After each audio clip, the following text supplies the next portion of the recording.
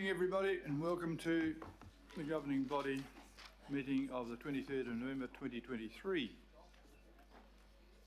I'll declare the meeting open and ask Sandra to announce which councillors are online. Good morning everybody. This morning we have Councillors Baker, Philippina, Councillor Foley was, but she's in the room, Councillor Newman and Councillor Williamson online. Are there any apologies? Is Councillor Sayers for lateness? Any more? Okay. All those in favour of accepting the apologies? Aye. Contrary? Carried.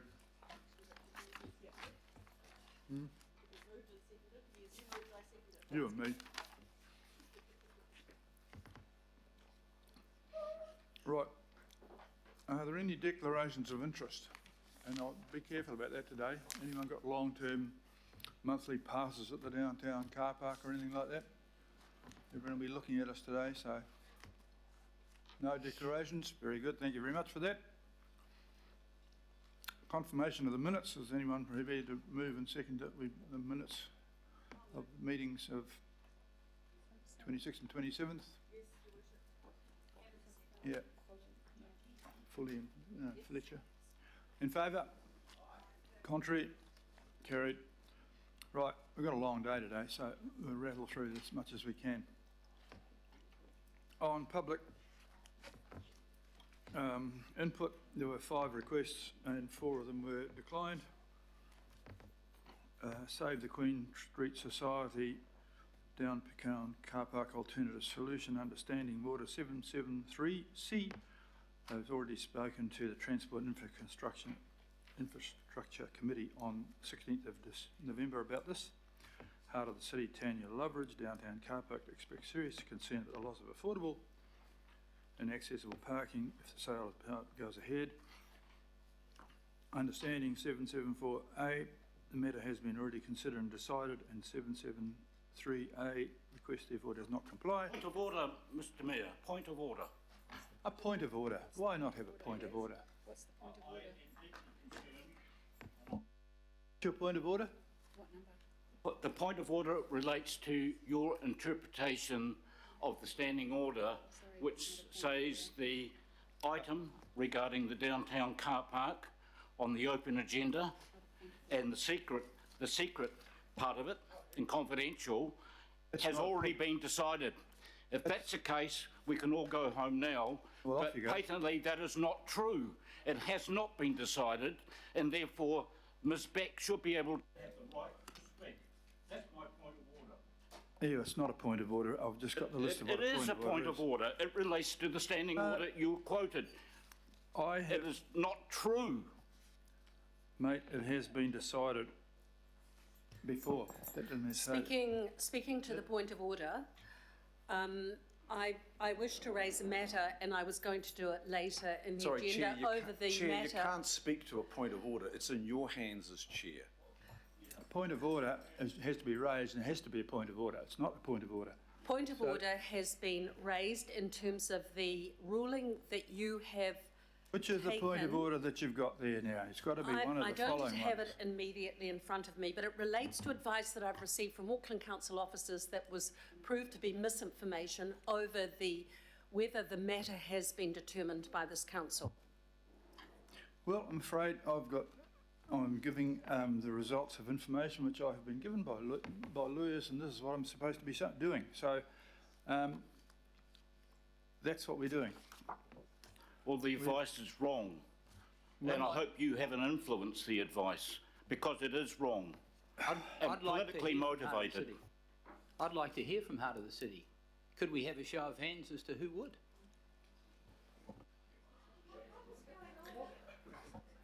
Ultimately, this is out of order. We've got a long day. We will be discussing that thing and confidentiality later in the day, but right at the moment, those people have spoken about that thing already. Similarly with Gail Baldock, we've turned her down because, again, understand the matter has already been considered and decided and the request does not therefore comply. Well, I'm taking advice from the governance officials, and I'm going to follow that, I'm afraid. You can override them. This is really important. Third request, Avondale Association also wanted to discuss the development of Three Guys site under Standing Order 772. This should have been referred to the committee, and it's been referred to the Planning and Environment and Parks Committee. They hold the responsibility for this. So you can get that one. And in the interest of today, and keeping with standing orders, we will limit the questions to 3, and they need to be questions, not statements. There is an accepted person for public input, and there is Common Ground Aotearoa, and a person called Jess Richardson is online with a proposal to shift Auckland's rate system to land value rates. Is this person online? Yes. Or not? Yes. Yeah, hi. We'll get going. Oh, right, yes, that does. It's shameful. Abusive process, Mr Mayor, and abuse of our swearing in of office. Sorry, point of order. Can I just ask our colleagues to respect people that have come here for public forum and are about to begin? I'm trying to speak for people wanting to participate in public forum. Councillor Henderson. Point of order. Please behave, Goes to I'll have you conduct. removed. Point of order just goes to contact. Council- Sandra, you've got the Beg your pardon, Councillor Dalton? respect for each other, code of conduct, 1 point something. Oh, gee.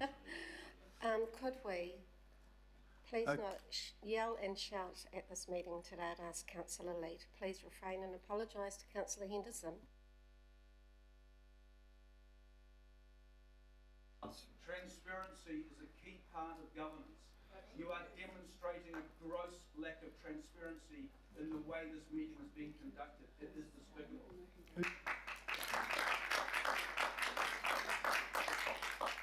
Sorry, I'll draw the Mayor's attention to Standing Order 1.7.2, both disorder and, to some extent language, but I'm okay with that. I'm a big boy. But there's been some disorder here today, and I think we should just chill.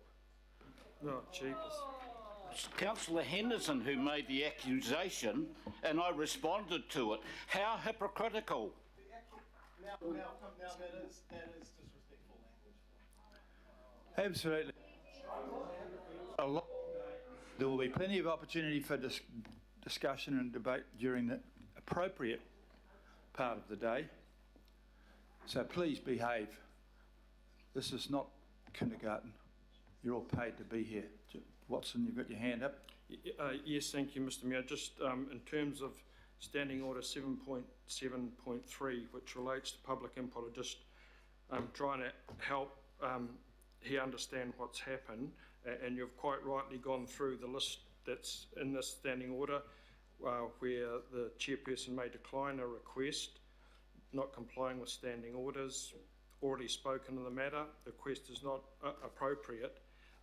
So we understand that. You've made that quite correct ruling where people have spoken on it. However, Mr Mayor, I wonder if you could just please clarify the situation with respect of the people who have not spoken. There are 2 items to do with this downtown car park that are on the agenda today. I don't think that's been satisfactorily explained why those people cannot speak to the item, because there are 2 items on the agenda.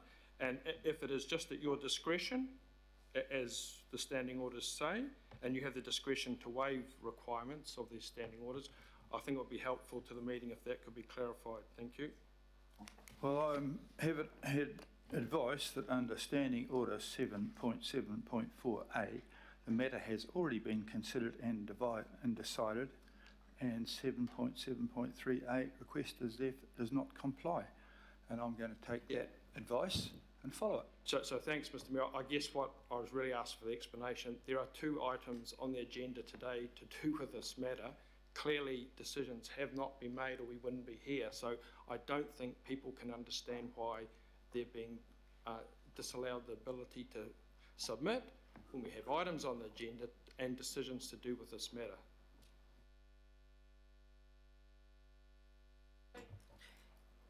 Your Worship, you have discretion as chair. Okay, I've made the thing, the item on there is a process report, not asking for a decision. The decisions will be taken under the section which is confidential, and the reasons that it's confidential are well known. There are substantial economic considerations by other people.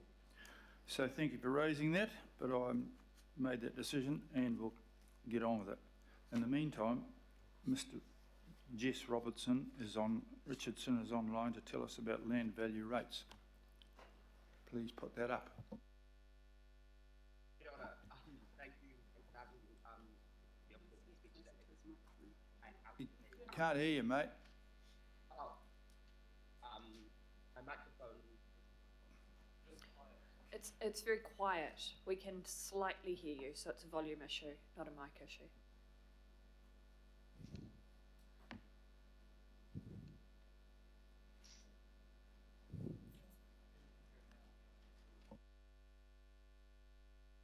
Can you hear me now?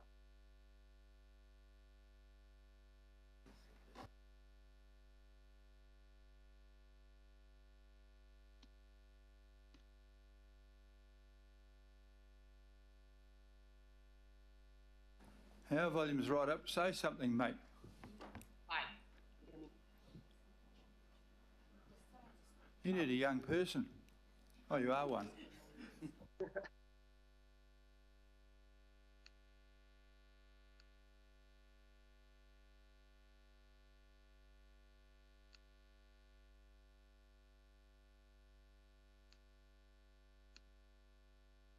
I'm just going to keep talking and you let me know when you can hear me. That's better. Better? Yep. Okay. Am I good to go? Awesome. So yeah, let me know if at any point you can't hear me. But kia ora, thank you for giving me the opportunity to speak here today. My name is Jesse Richardson and I represent the organisation Common Ground Aotearoa. And we advocate for land value rates in local government. And I'm here today to talk to you about what this policy could mean for Auckland and why it's a good idea and you should consider it next time your rating policy is up for review.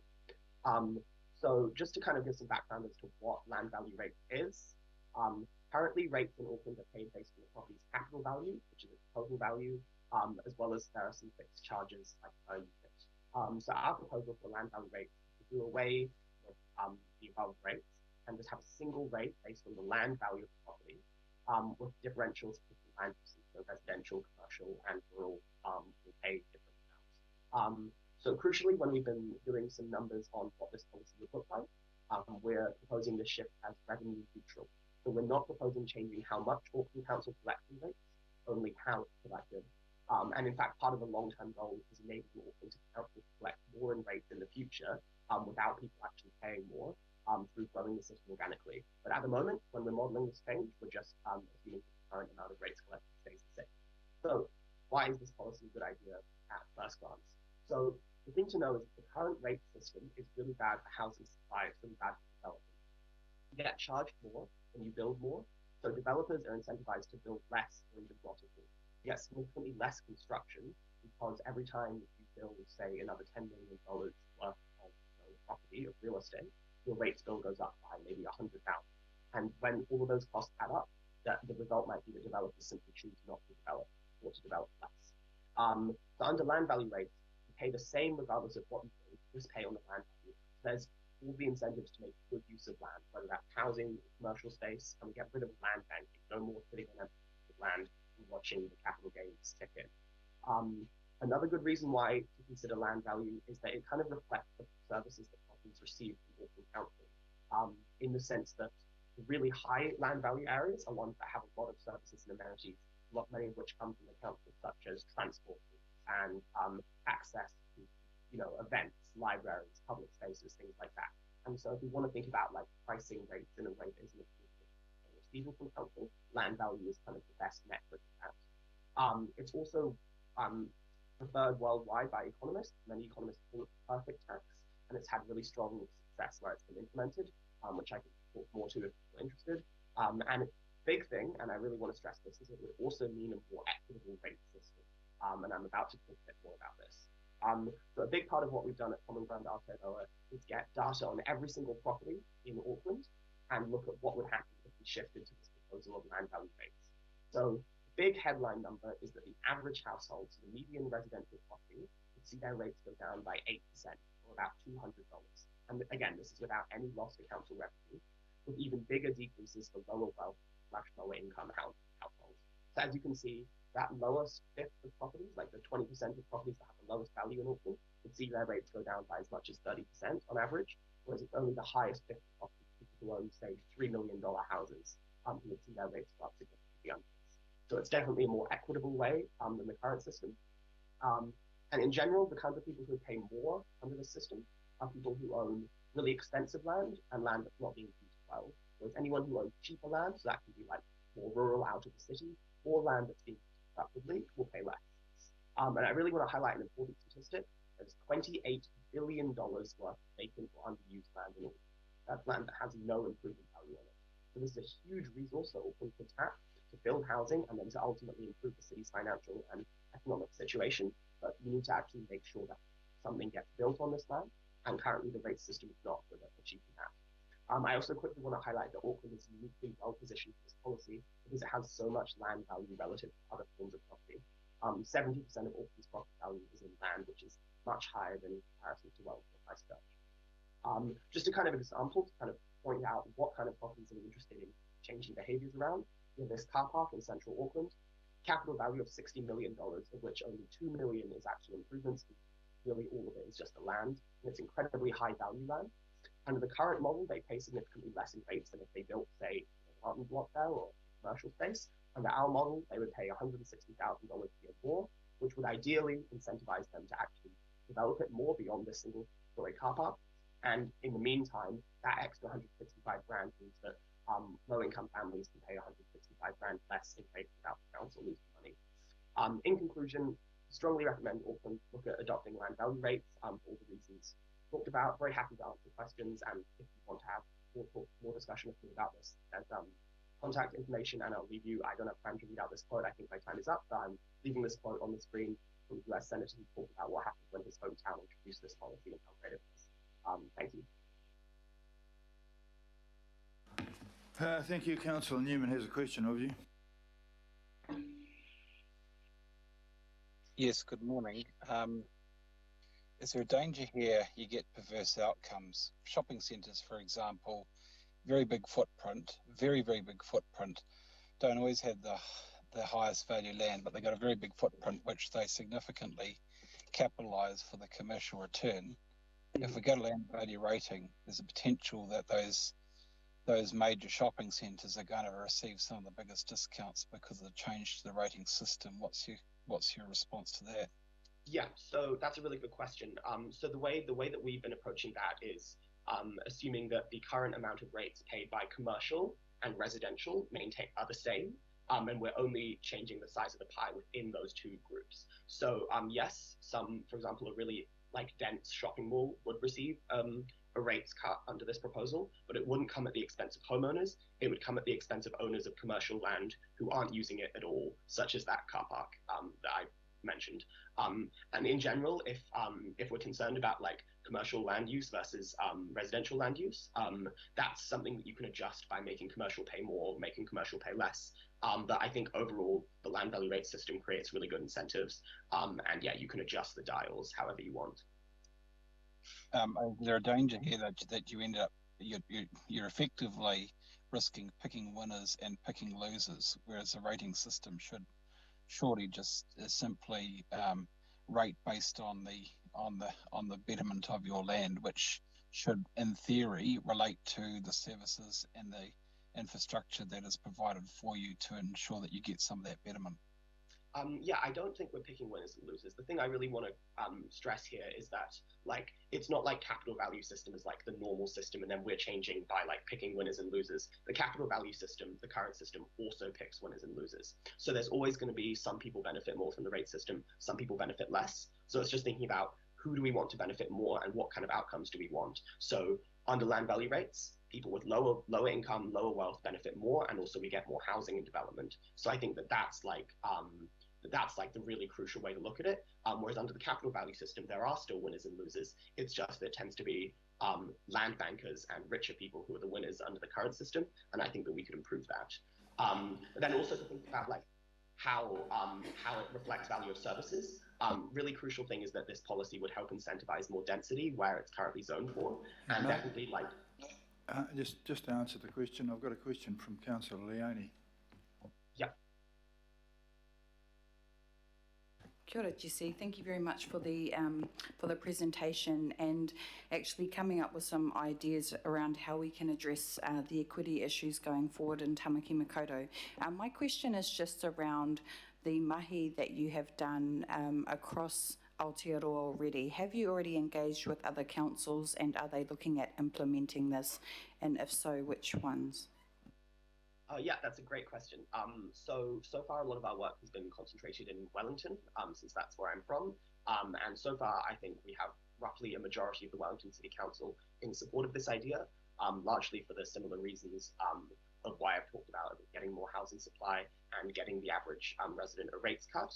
So Wellington is looking to consider this policy in the next year or two, and I'm reasonably optimistic that they will be making a shift to land value rates. And then we've also been engaging with a couple of other cities such as Christchurch, Lower Hutt, Queenstown Lakes area. And we're at like various stages of like that process, but Wellington is the main one where they're strongly considering it, and I think it will probably happen soon.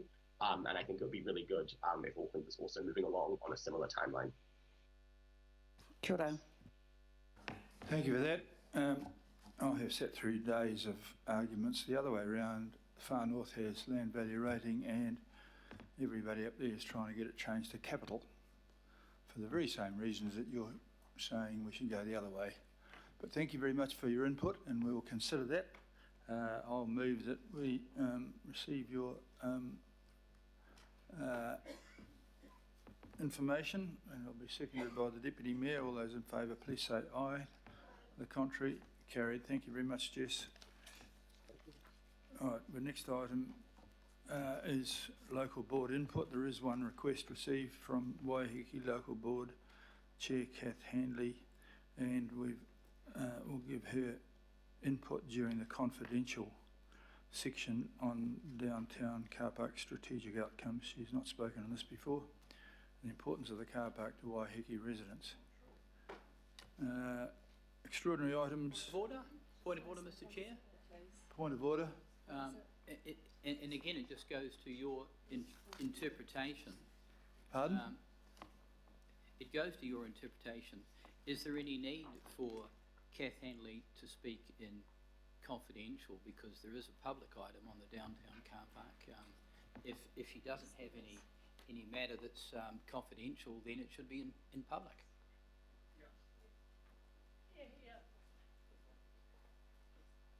Well, she's going to speak in confidential. That was a ruling that was made, so she gets to speak. She's quite happy to speak in confidential. I would challenge the rulings under confidentiality.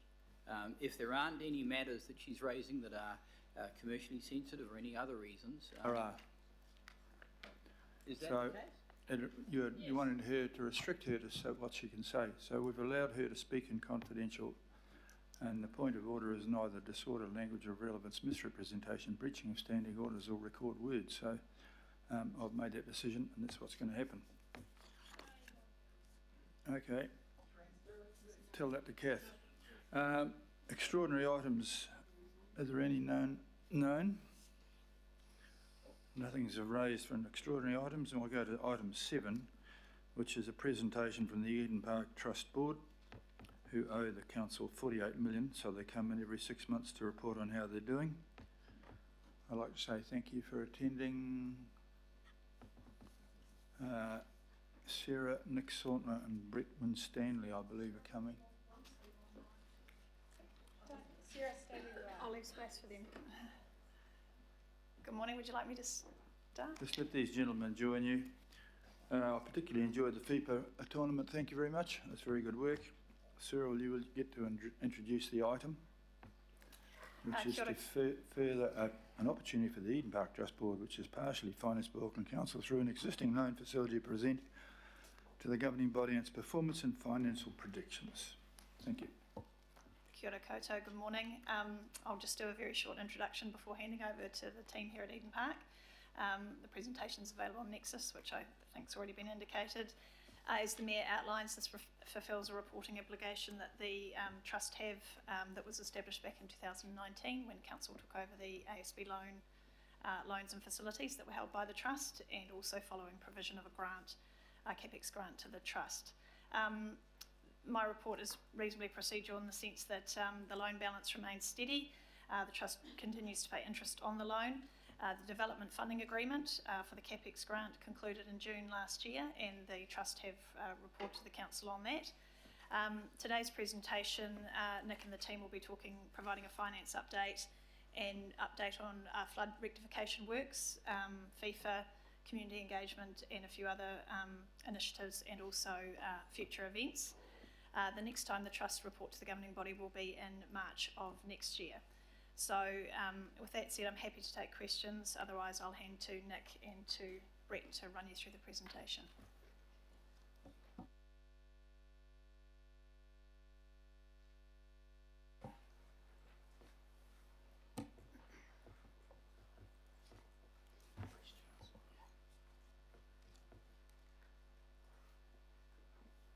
Okay, do your presentation, Nick, come on. Thank you. Good morning, everybody. I'll just speak briefly to the financial performance slide. In the financial year 2023, which concluded on the 31st of October this year, we had an operating budget forecast profit before depreciation of 2.04 million. We had a very successful trading year, and we've forecast a profit pre-audit of 8.018 million. I would say that that's subject to a number of year-end adjustments yet to come, and that's a like basis comparison to the budget, and I've listed a number of items not included down on the bottom of the left-hand side of the slide that will be reflected in the audited results once the audit is complete. That begins next Monday. The results reflect the fact that we had an excellent trading year. As I mentioned, we began the year with the Women's Rugby World Cup semi-final and final weekends, both sellouts, and significantly exceeded our expectations as to how that tournament would perform. We had the benefit of 5 concerts during the year, and more or less rounded out the year with the very successful FIFA Women's World Cup played in July and August. Looking forward to the 2024 budget, we return to a far more of a business as usual year without the significant additional events, and we're forecasting a profit before depreciation of 591k.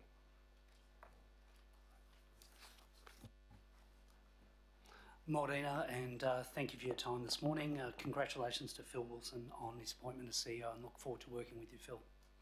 I've got a number of slides to cover off on today, and I'm aware of a full agenda, but as Brett mentioned, it has been the most successful year in our history, our 123-year history, both on and off the field, and I do want to acknowledge our full-time and casual staff for the efforts in delivering the event calendar for Auckland, Tamaki Makaurau. In relation to the flood rectification, if we all go back to January and February, we went from offering our services to Auckland Council as a disaster recovery centre to then dealing with between $20 and $30 million of damage to the stadium. The team did an exceptional job within 10 days to deliver Ed Sheeran and also to Matatini, and the world saw what was the potential of the park was with those two world famous artists, but then also to Matatini, the biggest cultural event in the country, and arguably New Zealand's Edinburgh Tattoo. In relation to works completed to date, we've had significant works undertaken in terms of the flood rectification. Approximately $15 million has been completed, with a number of areas being refurbished ahead of the FIFA Women's World Cup. There is still a number of areas that are required to be rectified, and we're working with our insurers and our project managers to deliver those projects. The images on the right-hand side, for those who, and I don't want to relitigate around the debt to Eden Park from the Rugby World Cup, but I do want to highlight that some of the legacy infrastructure, there is 3 bores at Eden Park that can debore the area. With the hundreds of millions of litres that came through Eden Park on the 27th and the 1st of Feb. That actually had an effect where it saved a number of houses in the area. Our team responded to the crisis by providing a lot of infrastructure and pumping to local residents and businesses, and I think it showed the resilience of our community in terms of the response during that time. In terms of capital projects, Brett mentioned, whether it be through the MB funding or funded through previous grants from the previous grant from council, and also funding from Eden Park, we've seen significant upgrades across the venue. Over the last 3 years, there's been approximately $33 million invested in the venue. That includes with a building management system upgrade and cybersecurity upgrades, waterproof membranes across the venue, electrical boards, and also replacement of a number of redundant systems, CCTV upgrades. A number of these upgrades were required for compliance with the FIFA Women's World Cup, but then also deliver a legacy for the city and our event calendar moving forward. Function rooms and amenity refurbishment, and also the two super screens to complement the Samsung super screen down the eastern end of the venue as part of our acoustic barrier. This enabled us to get some glowing feedback from FIFA, and we'll come to that in further slides. Highlights of our event calendar. Well, as I said, we're a strategic asset for New Zealand and a community asset for Auckland. We had some of the biggest events in our 120-year history. To see Ruby Tui singing at the conclusion of the Rugby World Cup at Eden Park, with a packed Eden Park with no one wanting to leave. To Matatini and over 25,000 Māori attending that event and being declared the best ever and the Fortress of Excellence by the organising committee. And I do want to acknowledge Ngāti Whātua, who assisted in the process of delivering that event. We do have to remember that that was postponed on 2 occasions, and to be able to bring the Māori community together, we think there is a real opportunity to do a biannual event with Te Matatini in future and make an event for Auckland, but also to attract international tourists to our national stadium. Obviously, our core content being Super Rugby, international cricket, introduction, and we are targeting to be the world's most innovative stadium. We want to deliver a variety of content for our residents, and I will come to our residents in a latter slide. We've had league internationals, we've had golf being played, and obviously the FIFA Women's World Cup at the conclusion of the year. With regard to the FIFA Women's World Cup, I think everyone would acknowledge 350,000 fans over 27 days, 9 fixtures, and a little fun fact up the top right-hand corner, the last 5 sellout fixtures at Eden Park has been women's sport. And if we reflect on that, only 5 years ago, women's sport, and even under our consenting, was referred to as curtain raisers. And there was a policy statement by government around positioning women's sport on an even playing field, and from Eden Park's perspective, as part of our strategic planning, to place equality in sport is central to our strategy moving forward. And to host 3 Women's World Cups in an 18-month period, we are the only stadium in the world to be able to say that, and we're very proud of that. In terms of community engagement, I attended last night the Residents Association annual general meeting. The annual report said from the Residents Association it had been a quiet year, and I thought the irony, given that it was our busiest year in history. And I sat there with a real sense of pride that we now have, and we talk about over 97% support from the community. I hope it'll get to 100% one day, because when you look at the 60-odd initiatives that we've done to support the community, raising hundreds of thousands of dollars for charities in Auckland. There's a photo up here, and if any of the councillors attended our resource consent hearing for concerts, Sophia up featured in that image. We've had over $500,000 of work and enhancements to the stadium that means that we are the most accessible venue, arguably in the world, in terms of what we're doing with our comfort zones, with sensory rooms, and the engagement with our mobility and accessibility is something that we will continue to do, and are very proud that the Streets of the Seat experience at Eden Park, where people with mobility issues can come in to the stadium. They have mobility doors, they have mobility lifts, they have heaters within comfort areas to make sure that when people in wheelchairs have circulation issues, they can have the same experience as anyone else coming to the park. As part of that, in recently the New Zealand awards that were awarded for Ed Sheeran for the effort of the team to deliver after the flooding, but also the Rugby World Cup. We have also obtained a number of accreditations through the year with Qualmark Gold, Well Health certification, and also a Green Building Council star rating that again I'll come to. Some of the other community initiatives have been driven by the team to actually make the park more accessible, and that's included the Wars Under the Stars. I genuinely believe in future there's an opportunity for the Warriors to play games at Eden Park. There's no question the demand is there, and we want to see more league being played at the park, whether that's as an away team or a new franchise in Auckland, like we've seen with the recent announcement with A-League. But there's no question that league has a place at our national stadium. And also an initiative that saw close to 20,000 fans sitting on the park for Paris at the Park. Obviously wasn't the result that I would have liked, and it would have been great to be able to welcome back a winning All Blacks team, but it was great to see the mayor at the opening fixture of the Rugby World Cup in his Eden Park top. In terms of Colin Maiden Park, Eden Park and Auckland Cricket are committed to working with Council and Auckland Unlimited to provide a solution at Colin Maiden Park.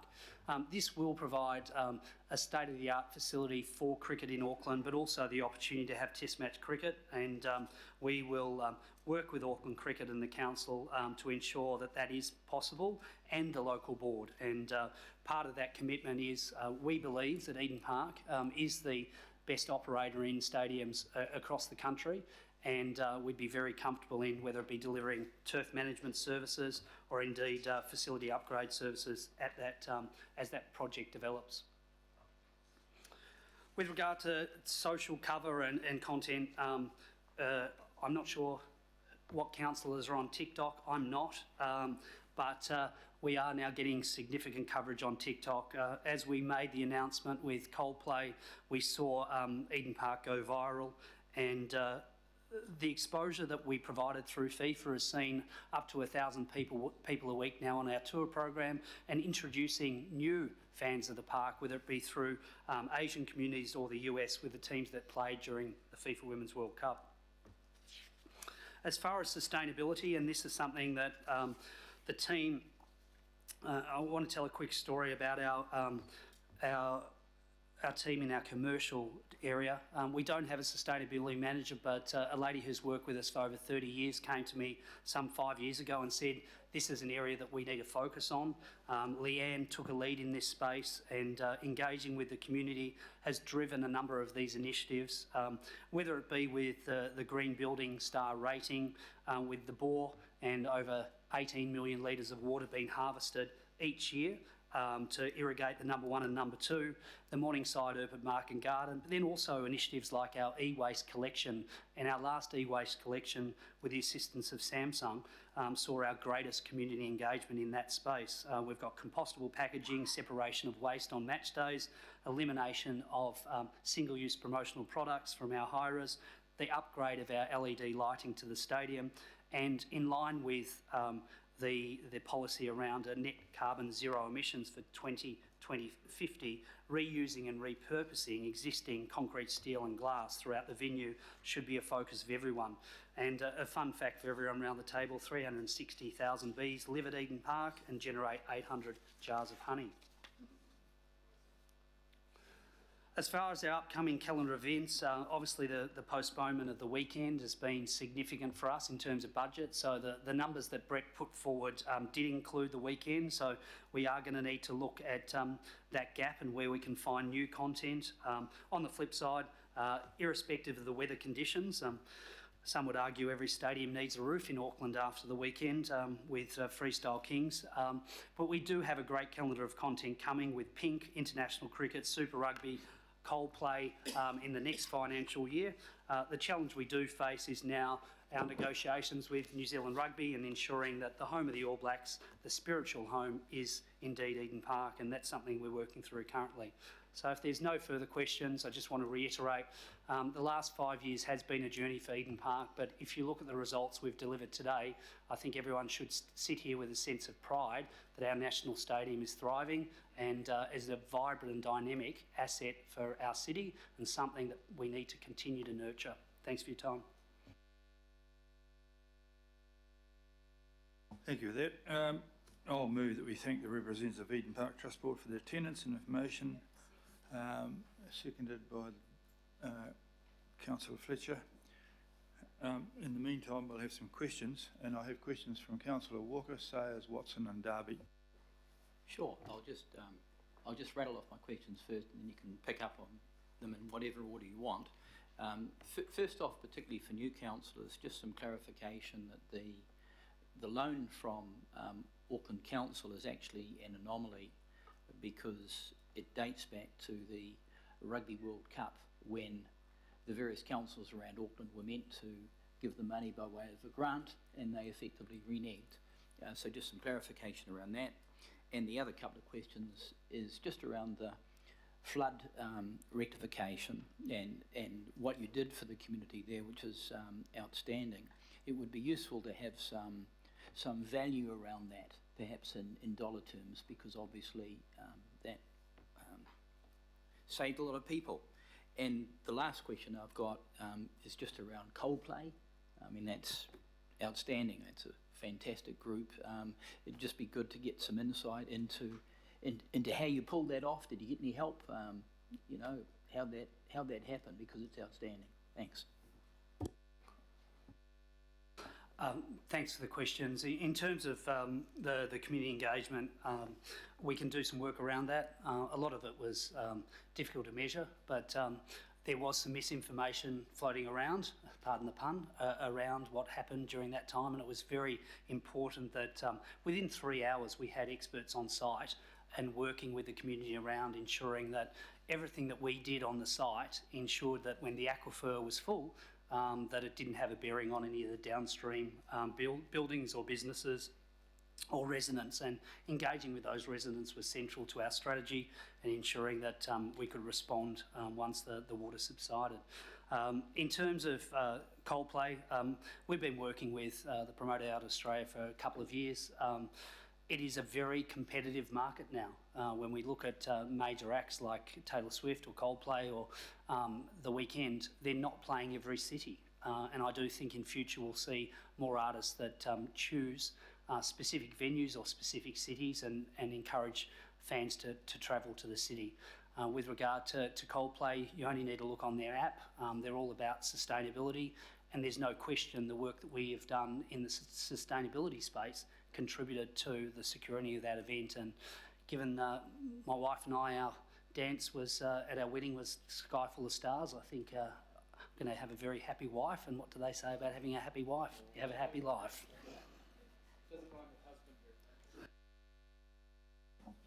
Thank you for that. Councillor Sayers, please. Thank you, Mr. Chair. Thanks for the presentation, Nick and team. It's really upbeat and positive, so well done in terms of your leadership around that. My question, if we could just have a look at your financial slide, I just wanted to tease out a couple of questions around that, and they basically will sheet back to the ability to keep paying the loan off, right? So I don't know if we can bring up the slide, Sandra, but if you've got it in front of you, Nick, is that one where you've got your P&L? And in the financial year 2024, you've got it headed up budget, and it shows a net profit of about 591. So that's your forecasted budget. So if we go back to the next two lines, I just want to check out here, because one says budget and one says forecast. So that's your 2004 budget, which is actually your forecast, and in the lines beforehand you've got 2003 budget and then 2003 forecast. So which one's your actual? So So Brett can either answer that, but so we got the budget for 23 that we submitted to council. The forecast that is yet to be finalised is the result for 23. Yeah, okay. And then now our projection for 24. So obviously this year's been outstanding with close to $8 million profit, but then we're likely to go back to around a $600,000 profit for 24, noting there is 2 weekend fixture or concerts in that number. So we are going to need to now look at alternate revenues for that. Okay, all right. So that's great. So that's your forecast actual there. So it's just terminology, but that's made it clear for me. Correct, yes. Forecast is actual and forecast. Yeah, okay. Well, yeah, no we're at drama. the end of the year, but I can't say it's actual because we've got audit adjustments and year-end. I know, yeah, okay, thank you for work that. to And do, I noticed your notes there too. So just because, so if those are your actual and you've got a drop in your profit by a factor of 13 there, so in terms of the risks, in terms of any risks that you'd like to identify, this is what I'm shooting back to the ability to keep paying, you've got the money to pay off the loan, right? So in terms of the risk, you in your presentation you outlined some of the key events that you need to secure and that you're working on there. In terms of the governance hat and the risks there, what are the, to ensure we get the 600, are there any potential risks that you'd like to identify to make us aware of that we just need to keep up? Well, other than the 2 events that have unfortunately postponed, but also there is, I mentioned about the All Blacks, and we're in discussions around what venue in Auckland will host All Blacks content in financial year 24. From our perspective, we're going to be fiscally responsible, so we'll look at managing our costs accordingly to ensure that we're in a situation where we endeavour to achieve what we've put forward. So just as a segue off that, in terms of us as a governing body, the Auckland Council, to support, and is there anything else that you'd like? That's why I asked the question, right? I would love to receive some funding from the Auckland Council, but as we know, we didn't during FIFA, and it's probably unlikely. I'm just looking around the table just to see who I think I would get votes from if I requested funding. So I'm very mindful that there's a challenging budget ahead, and our focus is ensuring that we continue to deliver for the people of Auckland, and something like Coldplay as an example, there's no question the economic benefit, but it's also the intangibles that they deliver for the city. So from that perspective, at some stage, I'm sure, whether it be long-term plan, we'll be talking about investment in stadium infrastructure across the city, and we'll be available to have that conversation at that point in time. Right, very good. Thank you for answering my questions, and all the best. Thank you. Councillor Watson, please. Thank you. Yeah, first of all, Nick and Brett, congratulations on a phenomenal year. I think that can't be overstressed. I doubt if there's a stadium in the world that has put on the content that Eden Park has successfully put on this year. Just absolutely remarkable. And just in respect of that content, and you alluded to this phenomenal growth in the women's game, women's sport across all codes. In fact, you know, there's places like Kansas City building their own women's stadium, for instance. Simple question, Nick, how do you do it? We have some stadiums that can get nothing, and we have Eden Park just awash with all these new content, catering to all different diversity in Auckland. How do you do it? Because we could do with some advice on that. Especially North Harbour. Well, thank you for your comments around the last 12 months. We are a lean team, and they have done a phenomenal job, and I will pass on that feedback to trustees and also the full-time and casual workforce, but also some 300 volunteers that work at our events. In relation to content, one of the things that I think often is underestimated in New Zealand and Auckland is the value of Eden Park's brand. Eden Park is a global icon, and a lot of individuals, they've seen games. I had Microsoft CEO at Eden Park, Satya Nadella, and he talked about watching cricket from Eden Park from his home in Hyderabad as a child. And it was a special time for him to come and visit the venue. We often have people from all around the globe visiting, of whether it be dignitaries or indeed tourists wanting to visit the hallowed turf of Eden Park. So there's no question our brand is one of our competitive advantages, and I would love to see Eden Park promoted. Like I've just got back from Perth where Coldplay was held. The Perth airport has a photo of the new Perth Stadium. You go into the hire car company Hertz, they've got a photo of the new Perth Stadium. So I think there's an opportunity for us to leverage Eden Park further than what we're doing today. There wouldn't be too many assets in Auckland that are delivering 1 million people to an area. And if you talk to businesses in Dominion Road in Kingsland, Eden Park is the lifeblood of the area. And residents, when Ed Sheeran goes and performs at 3 schools before his concerts, those kids will never forget that opportunity. And that's what the stadium delivers. So Eden Park has been central to the last 12 months of success. Thank you very much for that. Councillor Darby, please. Thank you. Thanks, Nick. Well done. Just a couple of things. On your financials, you say that the MB grants for FIFA projects aren't included. Can you give us an account of how much you receive from either MB and or FIFA?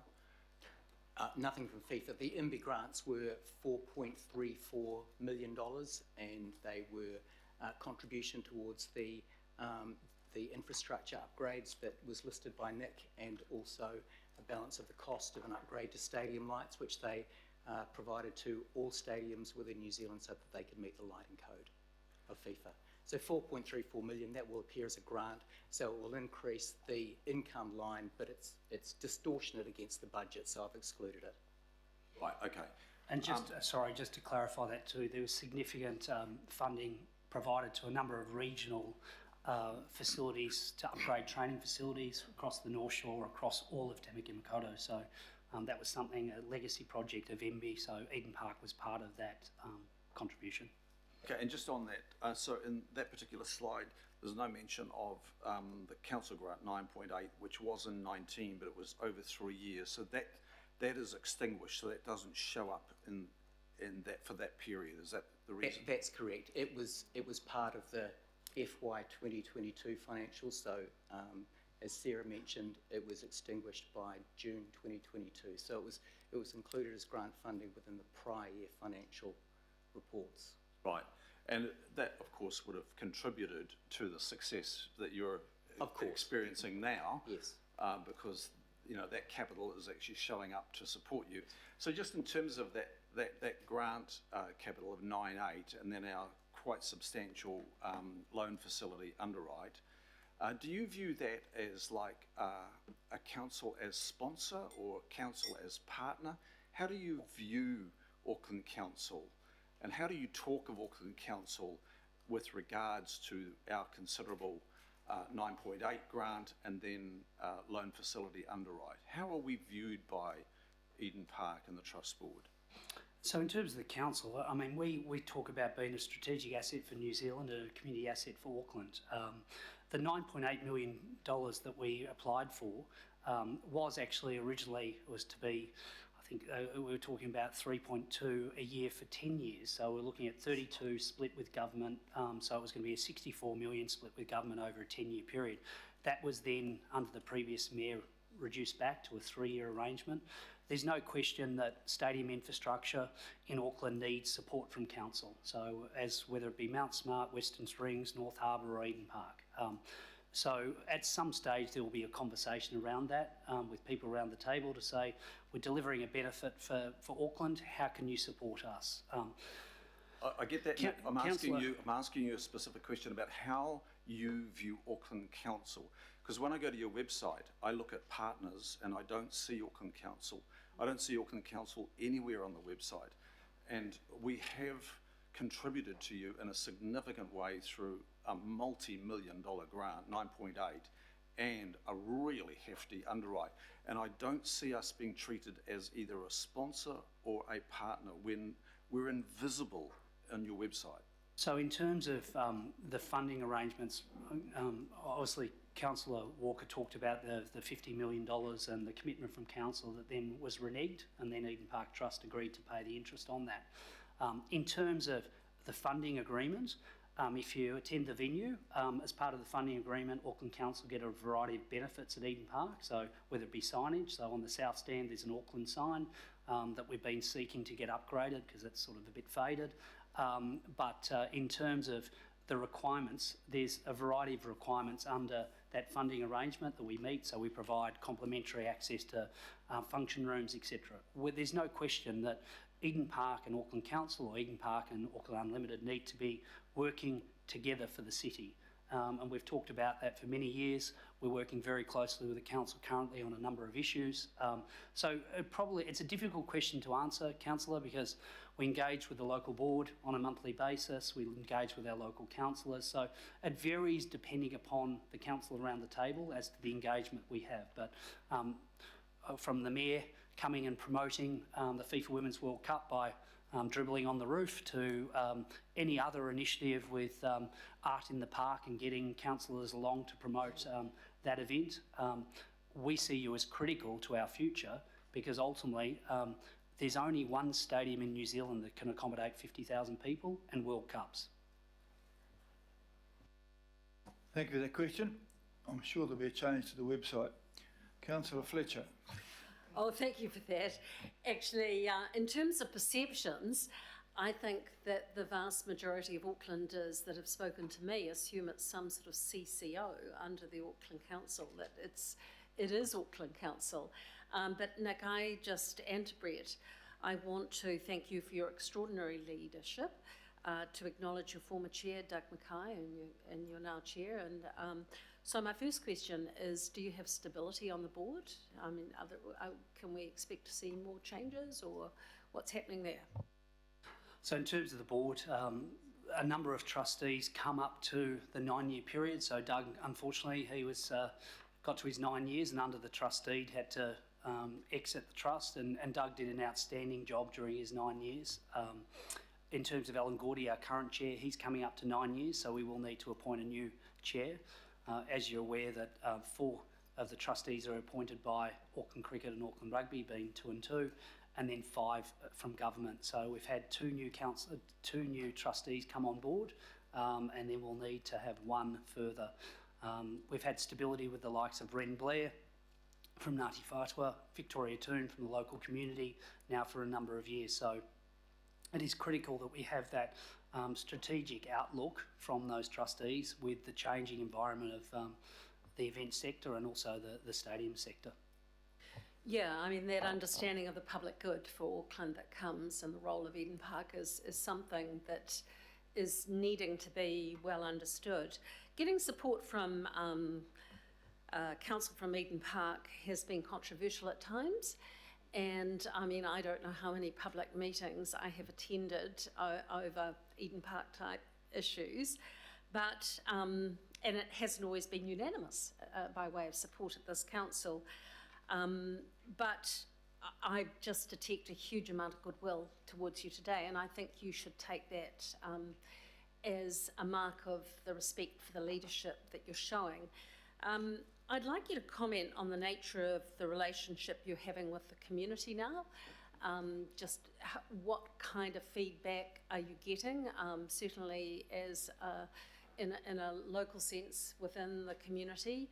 I hear a lot of positive things about what's going on at Eden Park, but you might like to formally comment about the commitment that you're making to the community.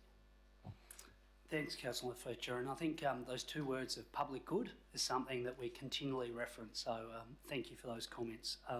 In relation to the community, I mentioned that we've got 97% support. We've got over 350 businesses as part of the hood. We've got 12 schools involved, and a number of initiatives that were referenced earlier. Literally, my phone number is with a number of residents. In recent times, there was some signage that blew off the fence in Sandringham Road, and I got a text from other residents before our security noticed it. So that is the connection we have with the community. And the initiatives we do, whether it be learning to ride your bike in the car park, or the e-waste initiatives that I spoke about, or the growing fruit and veg in our community garden and selling to local communities, all of those initiatives are both strategic and authentic. and the residents understand the important role it plays for business also. Most residents have a son or a daughter that at some stage has worked at Eden Park, so it provides job opportunities up to 3,000 people on an event day. There's a whole range of opportunities that we're still yet to explore. Working with the schools around having cross countries at the park is something that we've started to do. Orienteering, the local community childcare centres now come and do tours with their kids. We are a public good. We are a $1 billion asset that sits there for a lot of time idle. That being said, now we have over 1,000 functions a year at the park, and with the CRL completed in the coming years, we'll be 7 minutes to town. We will be complementary to the Exhibition and Convention Centre, and as everyone has seen, our 2.1 vision is to put a roof on the park, and we'll see more activity coming to our city. Well, that's very encouraging to hear, given that I heard that Auckland had dropped to 65th in terms of bet cities, but I think with your help we might see a bit of a rise. Thank you for that. Councillor Fairley, please. Kia ora. Thank you, Chair, and thank you for the presentation. I do want to commend you, as well as others have, for an awesome year. I was lucky to attend Ed Sheeran as well as FIFA, and the day that I attended the Spain game, because I was the only councillor there, I got to sit next to Luis Rubiales before his fall from grace, but he was lovely. No kisses. I just had a question, though, about your other revenue streams. I mean, I remember back in the day, Eden Park was the venue for school balls and for weddings and things like that. Is that still a major revenue stream for you? It's probably one of the few negatives that we've experienced is school balls, and we made a decision to cancel school balls. We had feedback from the residents that it wasn't necessarily the attendees, but it was the clientele that was attracting to offer products to attendees, and that's been an issue across the city. And yes, so from our side, we said that enough is enough. It was causing far too many phone calls on Friday nights for me and Saturday nights, and putting the staff at jeopardy. So we don't hold school balls, but we do have a variety of functions, conferences, events, up to 1,000 now. Something like even on Friday, we're launching New Zealand Rugby's Māori and Pacific strategy. So there's a lot of, I said to the team once in the last week, if we did everything to make a profit, there'd be a lot of things we wouldn't be doing. But there's a public good associated and a community good out of a number of these activations and initiatives. Kia ora. Thank you. Thank you for that. I've got two last ones, is Councillor Ferry and the Deputy Mayor. Thank you. And just to acknowledge, I've really appreciated the opportunity to come and have a tour. That was really useful, Nick. And also I've attended some of those additional events that you have, like the Permobility Expo and the Water Expo as well, which, yeah, it's great to have them locally. So I could go before meetings. What I wanted to ask about was the COVID recovery, because it seems to me there's a really remarkable story here where a lot of venues have struggled to get people back in the door, and yet you've had your most successful year yet. So do you have any particular insights there that we might be able to pick up for others? Thanks. Yeah, it's a great question, and I think it came down to strong communications in those early days. We had to address our staff with a 20 to 80% pay cut. Trustees took zero fees for that period with the uncertainty. We're one of the first businesses to close and then one of the last to reopen. If you recall the 660 show, the first ever that we did, we had headlines around the world. The rest of the world was wearing masks and we were having a full stadium. And I genuinely believe that came down to strong communications. We talked about the importance of whether it be the cleaning of surfaces, if you're sick, don't come. So there was very clear messages that gave people confidence that if they came to Eden Park, they would be safe. And that was whether it be from our staffing. Obviously, there was vaccine mandates that had an impact on both our full-time and casual staff. But we understood, no different to following the floods about delivering Ed Sheeran, that there was the need for actually to give confidence to people that we were going to be okay. And when we reflect on full Super Rugby crowds following COVID, it gave confidence to people that they were safe to go out, outdoor venue, enjoy coming together. We had a strategy about talking about back together and our continual positioning being back together. And that's the same with our collective culture in our workplace. We talk about we want people in the office, because those people are going to the local cafe and spending on a coffee.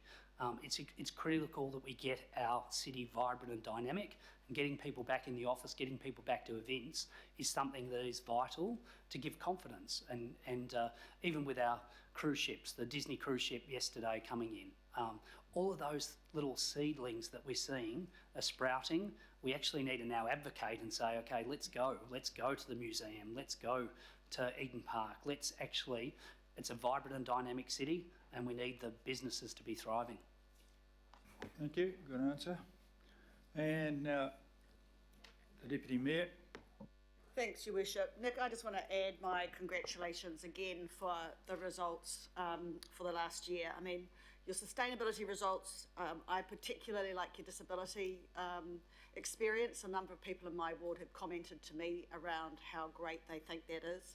Not to mention your event and sporting results and your ability to finally get that community. 97% is pretty good. I also just want to say before I ask my question that I truly believe that one of the reasons you are successful is because of you and your management team. I think you've done an outstanding job, and I think from my personal perspective, I just want you to know that I think that a lot of the results of Eden Park, we can have venues everywhere, but actually it's the people who deliver the outcomes, and you've got a great team and they're led by you, so thank you. Look, my question, I've got two questions for you, Nick. The first is, do you plan to have discussions with the new government and or national sporting bodies in line with the status as a national stadium and the fact that government does appoint members to your board? 5 years ago, our strategy was very clear. The vision was to be New Zealand's national stadium. As someone who at the time was an Australian and now I am a Kiwi, it was very clear that we are the national stadium, and it's critical. There's only one stadium in the country that can deliver World Cups, whether it be the opening fixture of FIFA or the semi-final of FIFA. In a few years' time, there'll be Cricket World Cup here shared across Australia and New Zealand. There's only one venue that has the capacity, but also the community with 1.6 million people to actually deliver sell-out stadiums. So I genuinely believe there needs to be a national stadium strategy and a regional stadium strategy, along with an event strategy. And when a sports minister, when the government is formed, we will certainly be having conversations in that regard. We are a national asset for the country and a strategic asset. Right, thank you. And then sort of moving on from that, do you think there is any risk that, I mean, I've looked at Australia investing a lot of money from a sort of central government into come to us for events. They kind of want our tourism over there, and we're of course wanting to keep bring them here or keep us here for those sort of events. Do you think there's any, are you concerned about the investment level going into promoting Australian stadiums and events there? Definitely. When you look at Perth has got a strategy of always on, and Victoria's got a strategy of always live. And they're getting both federal government funding and state government funding to secure events. I genuinely believe an event like Coldplay should be funded by Tourism New Zealand. When we look at Perth, over 40,000 people attending the two Coldplay shows were from outside WA, and over 9,000 were outside the country. And so close to 50,000 inbound tourists for those two shows in Perth. So in this regard, when Coldplay's playing in Auckland, there should be investment, because there's no question there will be people coming from Brisbane and the east coast of Australia to those events. You'll be having that discussion with central government when you can, That's right? the intent. Great, thanks. Okay, thanks for that. I've got a question. On your thing there, the depreciation moves around quite a bit, and that reflects assets. So are you buying and selling assets for that to happen, or why is that? So the reason the depreciation is reducing next year is that we expect we'll have to make some asset impairment adjustments in those year-end accounts, I've mentioned fixed asset impairment provisions in the not included column in the forecast. So if that reduces the asset base, that will reduce the depreciation. We've also looked at the charge of depreciation, the rate of depreciation. We amortise our building assets over a 40-year life. For example, I believe that the council uses 100 years for the major structural components of its buildings, the steel, the concrete and so forth. So going forward, we'll move that to a 60-year life, and that'll have an impact on the rate of depreciation. So there'll be an adjustment for those two reasons in the next year. Okay, thanks for that. And I ask, and I also think you've done pretty well. It's hallowed ground for me. I actually played on Eden Park, but it wasn't cricket or soccer, it was rugby. And as far as Coldplay, my band plays Coldplay, and we played Fix You to my wife as she came out of hospital, and the whole restaurant and the whole gig were in tears. It's a great song to play, quite challenging, and man. Pre-sales next week. I hope you're buying tickets for you and your wife. Yeah, don't worry about that. The Deputy Mayor raised the question about raising funds internationally, so you'll be a supporter of our move to get the government to accept the ability for us to charge a bed tax, which we have the support of both the hotels and Airbnb. We did try a rate, and that didn't have the support of both. But in the event that the bed tax gets approved, which I'm going to be very forceful with the incoming government, presumably when we get one, that will be a benefit to you, and I expect you, will you be loud in supporting of this effort of mine? I'm very supportive of bed tax. I don't think an additional $5 on a room for someone coming to attend a major event at Eden Park is not going to be the difference between them making a decision to come to Auckland or not. And there's plenty of cities, even places like Manchester, you check out and you pay your £2 a night. That goes into a central pool, and it delivers a calendar of content that we could only dream of here in Auckland, and if that was introduced, I'm sure that we could have far greater calendar of content at our national stadium. Okay, thanks very much for that. I'll just ask you to withdraw. We've gone through the questions. Some of them were debates, but Councillor Hills wants to make a point which is not actually... I'll move this, and the Deputy Mayor will second this. To thank you, but if you just remove yourselves, and we've got this quaint behavioural here where we have questions and debates, but sometimes I can't tell the difference. So Councillor Hills wants to say a little bit, and the irrepressible Mr Walker wants to add to it. Mr. Thank you, Mayor. Just want to say, because I didn't have a question, but thanks to, so it's technically a debating point, thanks to Nick and the team for the phenomenal year. I think a pivotal part of the city has been the stadium. It felt like some of us lived there for a while during FIFA, and I know you were definitely living there. But I just want to appreciate the work that you did during the floods, but also the work you've been doing during the drought to get that water resiliency into the stadium, and it's an example for other assets and community assets around the city. The Ed Sheeran took a group of friends there, and that was not long after the floods, and that was a big boost for the city at the time after what was a really, really hard month. So that was a real positive.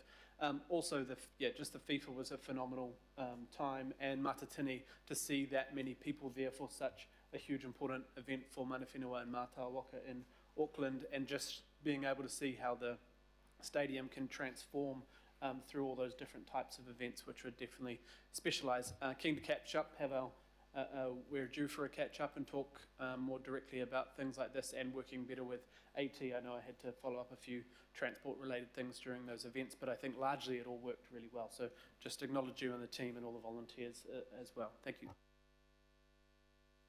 Thank you for that. And the two well-known attendees at Eden Park, Mr Walker and Watson. Next, please. And very proud of Eden Park and attending anything that's successful. I'd just again like to commend Eden Park for a phenomenal performance. Their openness, their transparency is outstanding. That's in sharp contrast to our stadiums, for which the transparency in terms of financials is very difficult. I'm still seeking that information on each stadium. So we have it at Eden Park, it's washing its face, no idea what's happening to the Auckland stadiums. The future for Eden Park is really bright.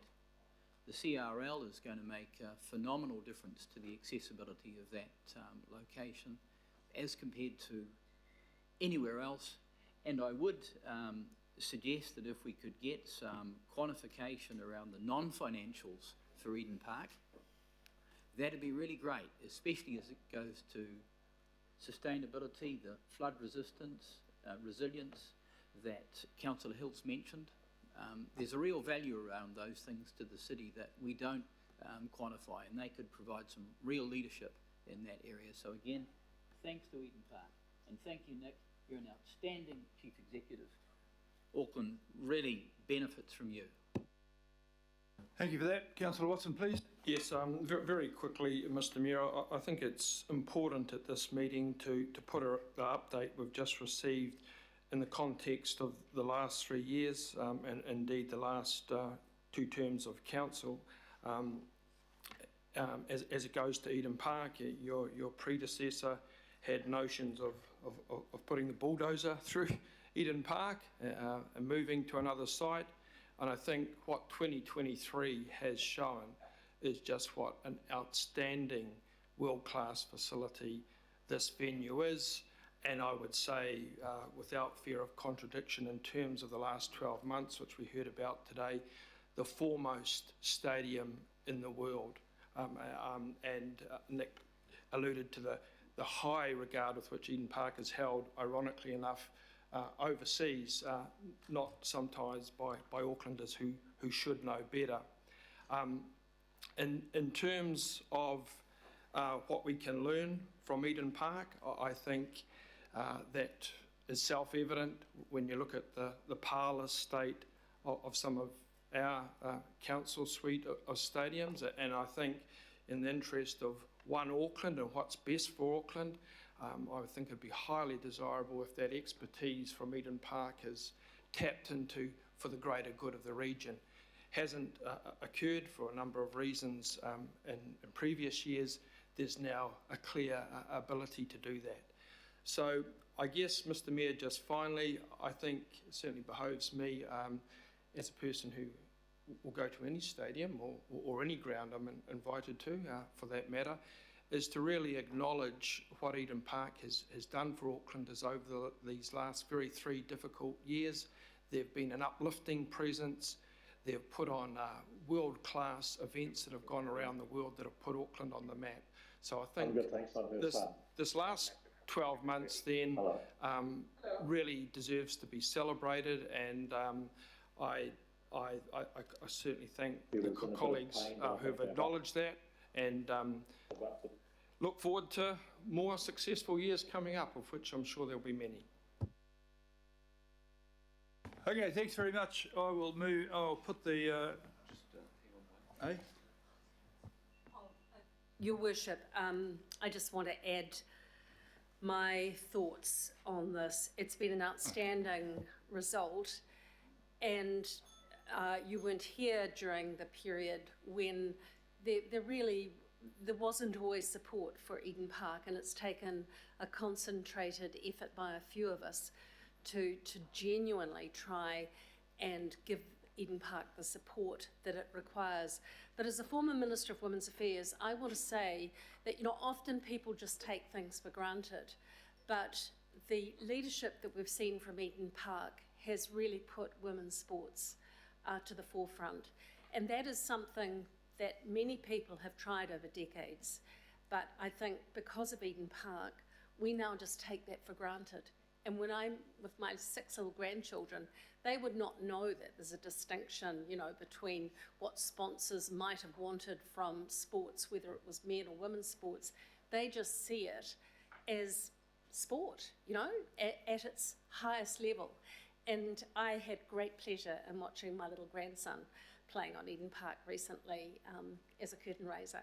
And I just thought to myself then, wow, you know, this here in Auckland is something truly special. And I also want to say it wouldn't have happened without personal leadership, and to applaud all of those concerned. But I do think we need to advocate strongly to central government on the responsibilities that they have with regards to Eden Park Trust Board, and to ensure that at a governance level we continue to see the sorts of individuals have delivered the results that we're seeing today. Thank you. Okay, thanks very much for that. All those in favour of the thanking the representatives of the Eden Park Trust Board for their attendance and information provided in their 6-month performance and financial predictions, please say aye. Aye. The contrary, carried. Thank you very much, Nick. We'll move to item 8, the Chief Executive and the Group Chief Financial Officer update. Some good news, Peter and Phil. This is Phil's first report as permanent Chief Executive, so you will notice there's an staggering uplift in performance already. Yeah, thank you, Your Worship. I'll actually be reasonably quick today. Where I am aware you've got a quite long agenda, so we've actually contained content today, and I'll probably communicate something a little bit more fully outside of the meeting. But a few things that I did want to cover with you, and then I'll hand over to Peter. Because there's no specific recovery report on the agenda today other than the Category 2P report, I just wanted to make a few points about our progress in that space. Matt did email you on the 16th of November, so just for reference, you have some of that material through another channel. But we've got 2,100 plus properties having opted into the categorisation process, and the work on formalising the categorisation continues, of course. It's important to be aware that the first of the formal advice has gone out to property owners, and that's not just the Category 3 properties, but also some in Category 2 and some at Category 1 who are, you know, life will continue on those properties. I think there's about 200 odd of the Category 1 folk confirmed now. The policy work, and it's been extensive, is largely complete, with the report on your agenda today around Category 2P. So quite a significant body of work in that regard. There have been just under 2,000 infrastructure projects completed in the course of this year since the weather events in January. So that's a staggering accomplishment across the group. Obviously a significant number of those in the transport, water care, healthy waters space, and elsewhere on our own parks. We think that there's probably in excess of 3,000 actual jobs to be done, but 2,000 bits of work in the course of this year since January's quite phenomenal. There are good liaison arrangements now in place with 15 residents groups, the affected areas in the city, and the navigation service is well in train. The office itself is as close to fully staffed as we can expect for where we are at the moment. So the capacity is right there, and we now have a project plan signed up that will take us through to the end of 2024 realistically in terms of the recovery office. Moving on. Just want to talk to liaison with central government because this is front of mind and at the moment in terms of the incoming but yet to form government arrangements. We have continued a range of engagements with central government agencies, the purpose of which is to make sure that in the policy advice that's coming through from those departments to the incoming government, our interests are represented in that advice and through through the briefings that they'll be preparing for the incoming government. So there's been quite a bit of activity with agencies around that. I wanted to talk quickly and not in detail though to some changes in the organisation. Clearly we've had an opportunity, I've had an opportunity to talk with the governing body recently about this. So I'm very close to finalising 90 and 100-day work programs. There are a number of dimensions to that. I've been socialising some of that material with the current executive team, with the senior leadership in the organisation, and to a degree with the balance of the organisation. I will share that with you once I've had some input to the finalisation of that. I have signalled some refreshing of senior management roles and structures in the organisation, but I want to be quite clear with you that I'm taking I would say, a very thoughtful and careful approach to that, one that kind of respects the people that we have at the moment and doesn't go so far as to destabilise the organisation, but gets the positive strengthening benefits out of that. We've also started our planning around what I would call the strengthening aspects of some work in the organisation, and I'm talking specifically about the learning and development investment for staff, some career path work, the creation of some graduate and cadet roles using vacancies in the organisation, and some planning around some culture development, customer service disciplines in the organisation and such like. So I'm giving you a very quick sense of some progress in that space, and I will let you know when we've finalised the 90 and 180-day plans exactly what's happening. Very quickly, and Peter will talk to this in more detail, but the organisation is on track with our budget, with the management of staffing levels, with the savings program. We have targets in the current financial year, and we're well on track with those. We're on track with the City Rail Link, both from a budget and a project point of view, and we're on track in terms of our regulatory numbers, consents and such like. In fact, they continue to be pretty healthy, and our income stream from those also continues to be pretty healthy. I want to quickly shout out to the team that's been involved in the food waste rollout. That rollout is largely complete for most of our residential areas, and you know, particular kudos to Parul and her team for the progress in that regard. We have let you know, we have a meeting on the 1st of December with the CCO chief executives, and out of that we will reset the shared services program for the next year. And one aspect of that continues to be around accommodation, and for your awareness, Eke Panuku will be moving into the Albert Street building as part of that program this calendar year, so very shortly. Very finally, I hope this is appropriate, I just wanted to take a moment to acknowledge that it's Todd Niles. He's looking shocked over there. Todd's moving on to greener pastures very shortly. This will be his last meeting with us, I think I'm right in saying, Todd. You know, it's an important relationship that we have with the media, sometimes not always comfortable, but important nonetheless. And Todd's been, if you like, with us for a long time, and just want to say thank you.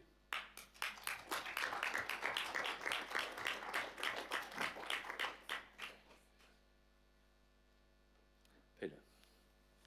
Thank you, Phil.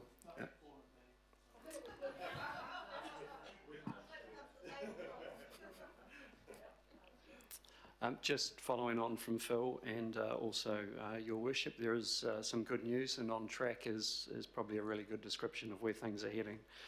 Moody's credit rating was affirmed now as well as our second credit rating agency. So both have now affirmed Auckland Council's issuer credit ratings over October and November, both on stable outlook. To paraphrase the rationale for this rating, the rating reflects the Council's well-established local government institutional framework that allows for the flexibility to deliver a strong operating performance. And this comes through adjustments to revenues and spending decisions while ensuring strong governance practices, including adherence to reporting and planning requirements and audit controls. So that's one of the highlights. If we talk to financial performance across the group to 31 October 23, firstly, starting at the group level, capital investment was 93% of the budgeted delivery at $954 million spent. The variance, that was largely due to the timing of spend on capital projects related to flood recovery, and there is more detail, of course, in the monthly dashboard that is included in Nexus. Watercare incurred their highest expenditure in the group of $364 million. That's 88% of their budget.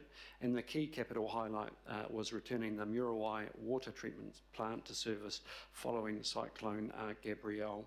And while it might not be in the notes, for those who are interested, I understand the Muriwai deli is open from Friday this week.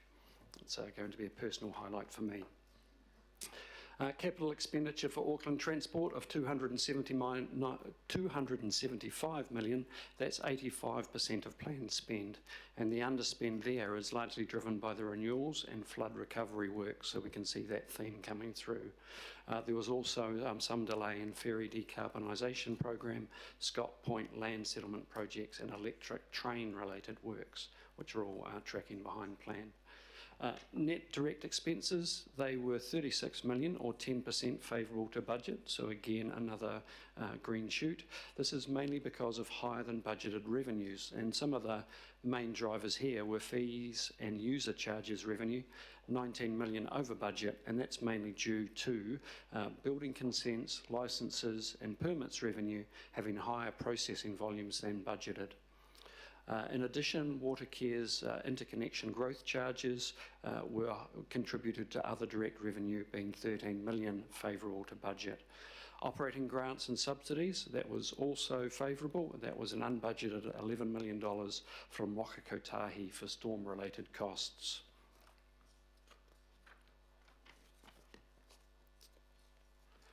Net debt. Net debt decreased by $286 million from the start of the year, and that's mainly due to the proceeds from the partial sale of the group's Auckland Airport shares. There is an offset to that, and that is the group capital investment funding requirements as we continue to invest, and also some non-cash book value movements. So if I split them out, $417 million of the new borrowings were needed to fund group capital projects, and the book value of debt has increased by $130 million. And that's mainly due to the unrealised foreign exchange losses. Focus on unrealised, it's non-cash, it's a accounting entry we have to do, but it doesn't impact on cash. If I go to Auckland Council Parent briefly, the parent's capital expenditure was $6 million above budget, and that's mainly due to parks and community facilities being ahead in the delivery of their local asset renewals program. Net direct expenditure followed the trend of the group and was $28 million favourable to budget, again because of the higher revenues than were planned. In addition, operating grants and subsidies from central government funding for storm recovery work. Direct expenditure was in line with budget.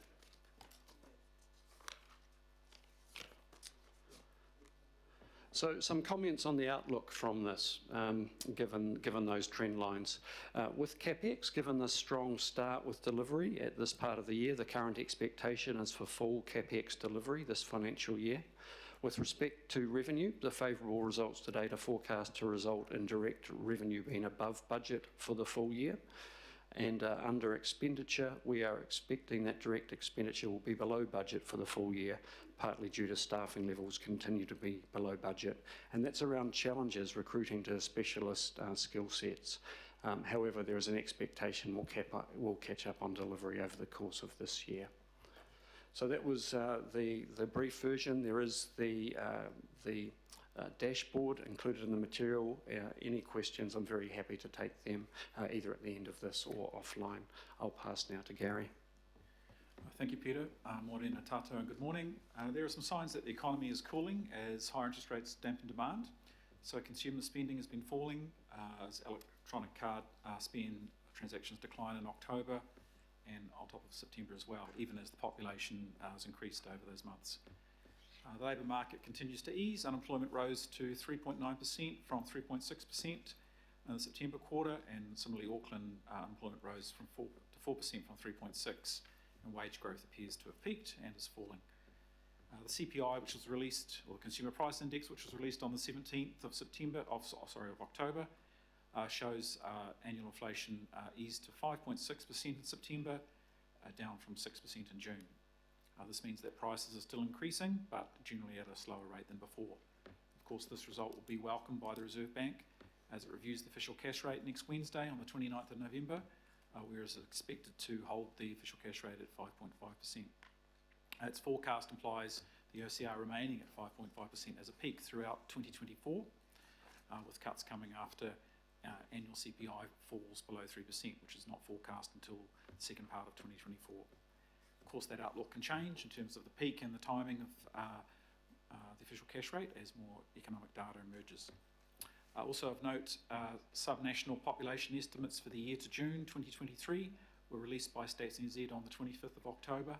The headline result for Auckland is that the population is estimated to be 1.739 million as at the 30th of June this year.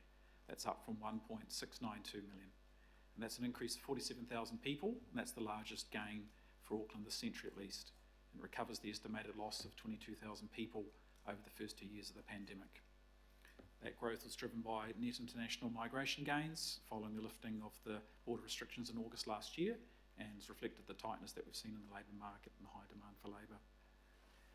While that gain can help ease labour constraints, it also adds to demand for goods and services domestically, including demand for housing, and signs of this are apparent in the upward pressure on rents, including in the Auckland market, although that needs to be seen in the context of rental price growth having been relatively subdued in recent years. Thank you.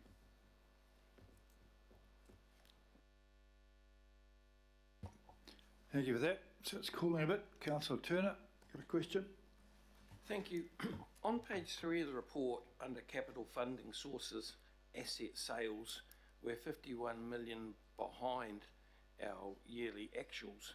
There's a notation there, C, and it says asset sales were 53 million unfavourable to budget due to general downturn in the property market.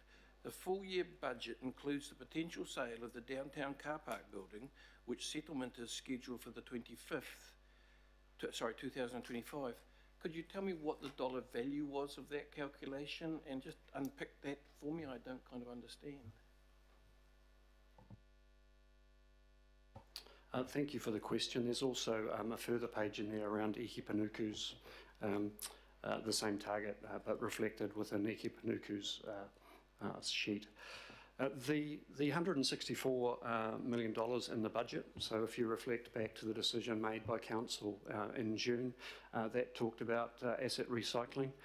It talked about asset recycling as an important lever for the Council as it allows capital to be reinvested in assets that support more strategically important activities, and the budget includes an asset recycling target of $70 million for 23-24, so that's part of that number.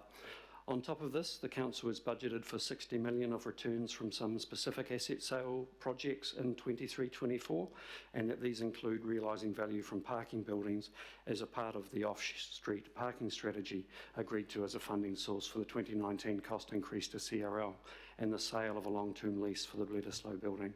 So in addition to these, the Council also plans to dispose of property assets as part of its property and urban development activities. So that includes Eki Panuku's Unlock and Transform programs, and in the budget we included $34 million of income from this. So that's the aspects of the $164 million asset sales targets within the budget. The underspend to date or the underachievement is due to the property market slowdown, and that's the amount of detail that we've been able to produce publicly that wouldn't breach confidentiality. So there was also an update provided to the REV committee, the Revenue Expenditure and Value Committee this month, on the asset recycling program in quite some detail.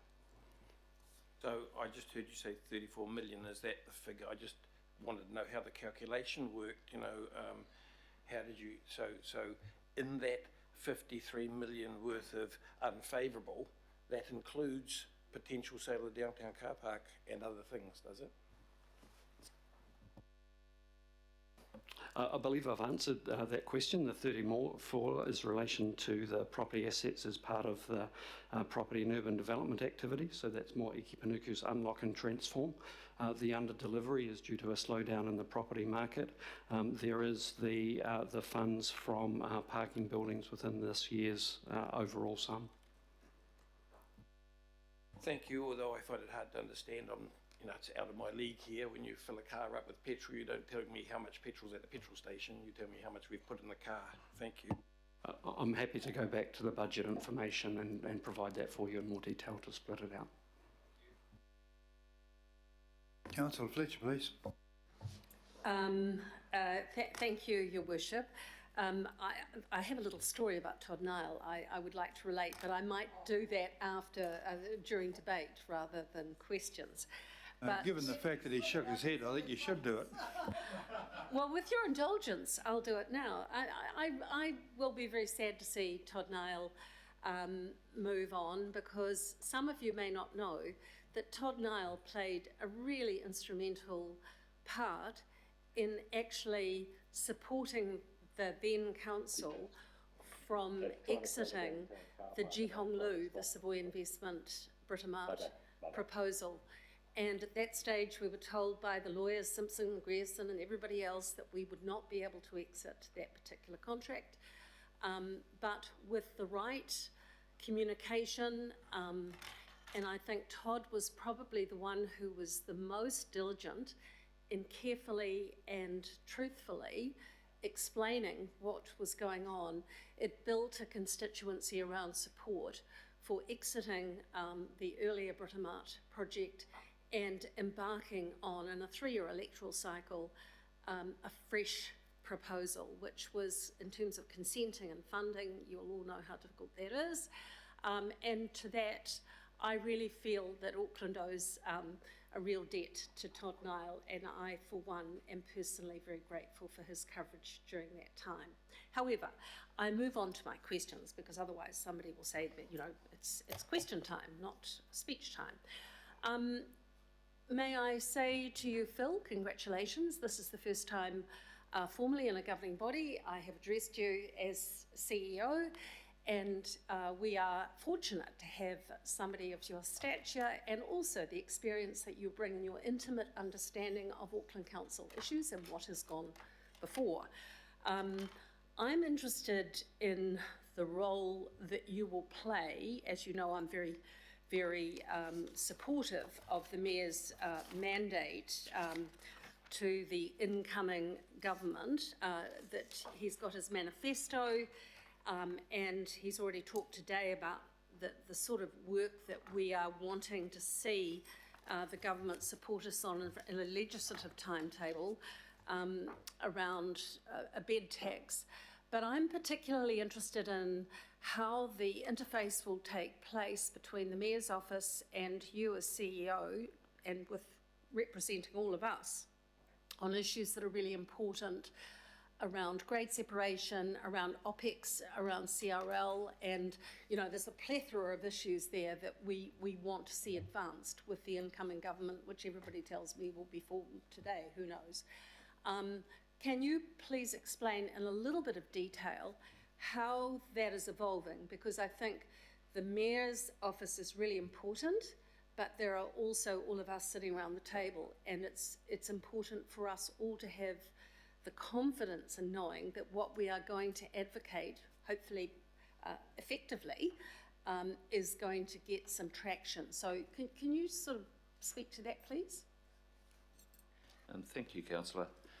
Well, I think just quickly, I mean, it starts simply from a position of being on the same page and having worked with the Mayor's office on the manifesto in the first place. So I've got, the organisation has absolute clarity about what we're doing. Now, the way I see this, we quite simply need to work in concert. I've got some particular responsibility, as I see it, to socialise the ideas, to influence, to advocate with the central government agencies and elsewhere across the local government sector and with other stakeholders. Clearly the Mayor and yourselves, if you like, own the political relationships and the points of influence with ministers. Clearly things are a little bit up in the air still. I note that we may have some clarity later today, or shortly at least, and that will mean that we've got names to positions and an ability to start that dialogue at a political level. So I'm just making sure that we're working in concert with the same messages going down different channels. I had the opportunity to speak last night with 40 council chief executives, and I have quite specifically asked them to get in behind points of Auckland's advocacy, so the wider sector is singing from a similar song sheet. So, you know, again, that's another point of influence that I think I've got to bring to the table in terms of my role. How will you report back and bring accountability to this work that is being, I'm not talking about the mayoral office, I'm talking about, you know, amongst Auckland council officers, because as you say, it's important everyone's on the same page. Well, I think through these sessions and through other updates, I do think there is, you know, we're in what is effectively a negotiation with central government to achieve some outcomes. So, you know, how much of that is appropriate for this context is a discussion for us to have. But, you know, I certainly would value other time with the governing body to talk through our progress and our approaches. And can I say, I think everyone around this table has a role to play in that dialogue with government and other stakeholders. So it's important we do have that discussion. My next question relates to the relationship that you anticipate that you'll have with the CEOs of other CCOs, including the CEO of the Port of Auckland.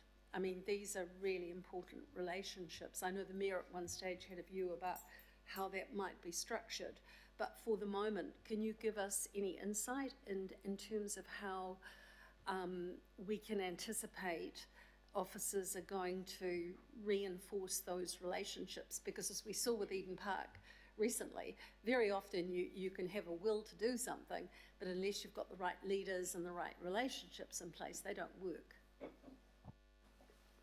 Well, that aspects are already underway. So I meet fortnightly with the chief executives of the CCOs, and we have and will continue to talk about these higher order questions, relationship with central government and such.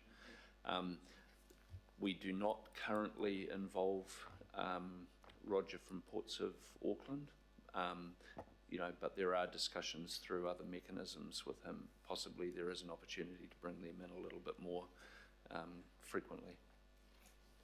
I have a particular interest in that. I want to see, and I know Councillor Watson as well, we want to make sure that there's really integration of thinking in order to see the integrated transport plan for Auckland being advanced.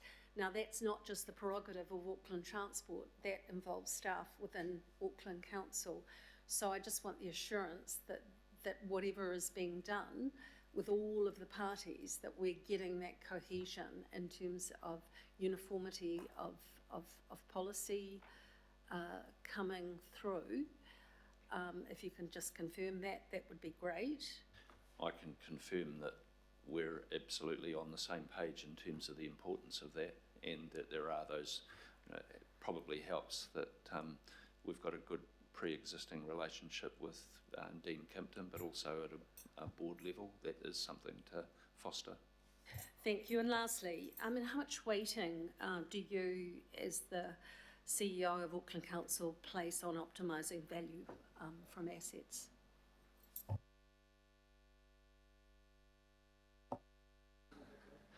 I put it, if, and you well understand the significance of our asset portfolio in the sense that it drives costs and that we've got to look at it. So I put a high weighting on it. But I'm also very clear that the decisions around those assets are largely for you to make and for me to support you in the deliberations around them.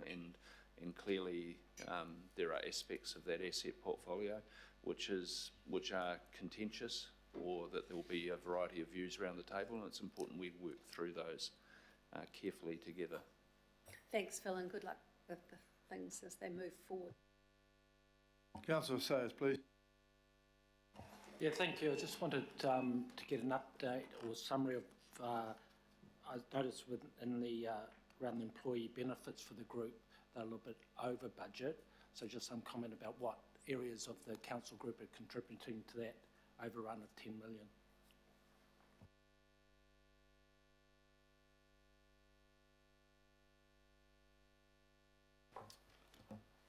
Thank you for the question, Councillor Sayers.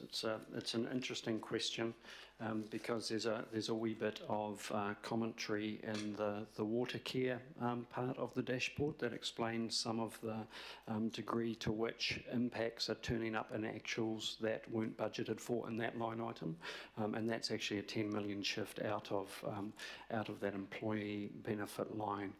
So without that, it's effectively on trend as it should be.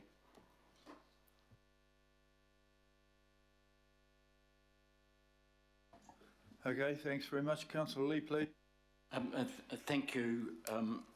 Thank you, Mr. Chief Executive, for reminding us this is Todd Niall's last meeting, and I believe it's your first official meeting, so congratulations to you.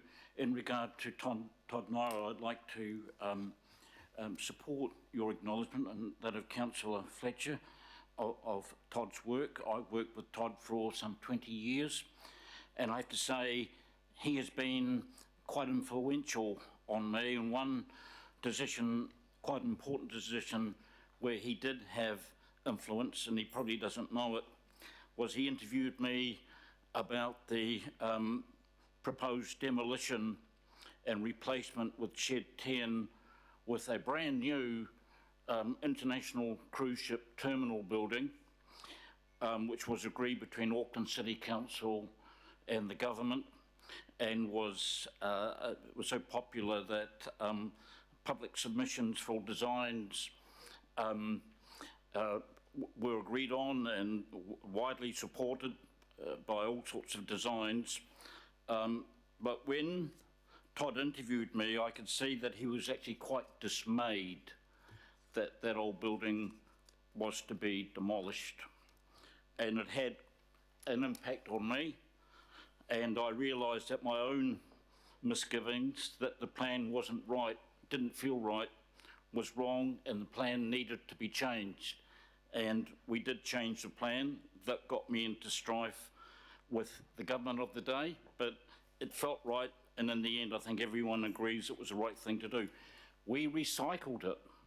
Now, in terms of my question, in terms of asset recycling, following on from Councillor Turner, I hear the Chief Financial Officer use that term frequently when I think he means asset sales. In regard specifically to the downtown car park building, he's used that term. My community supports recycling to transform a thing that has been used into something else but still useful.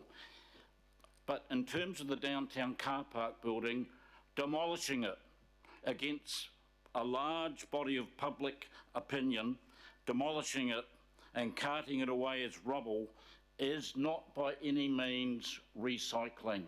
it's sale and demolition. So in terms of financial reports, I make a request again, let's leave out the politics, leave out the poetry and use frank terms.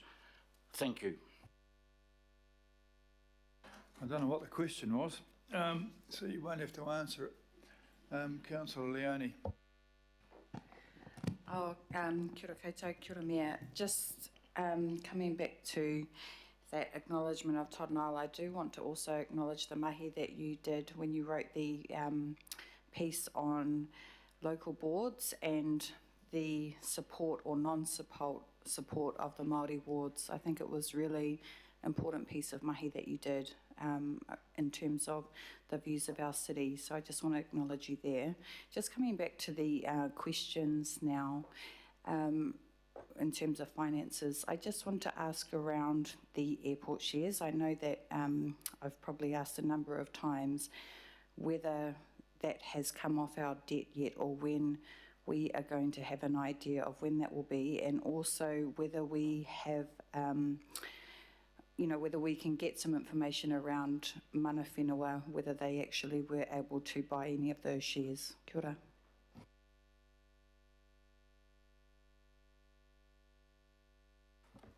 Thank you for the question.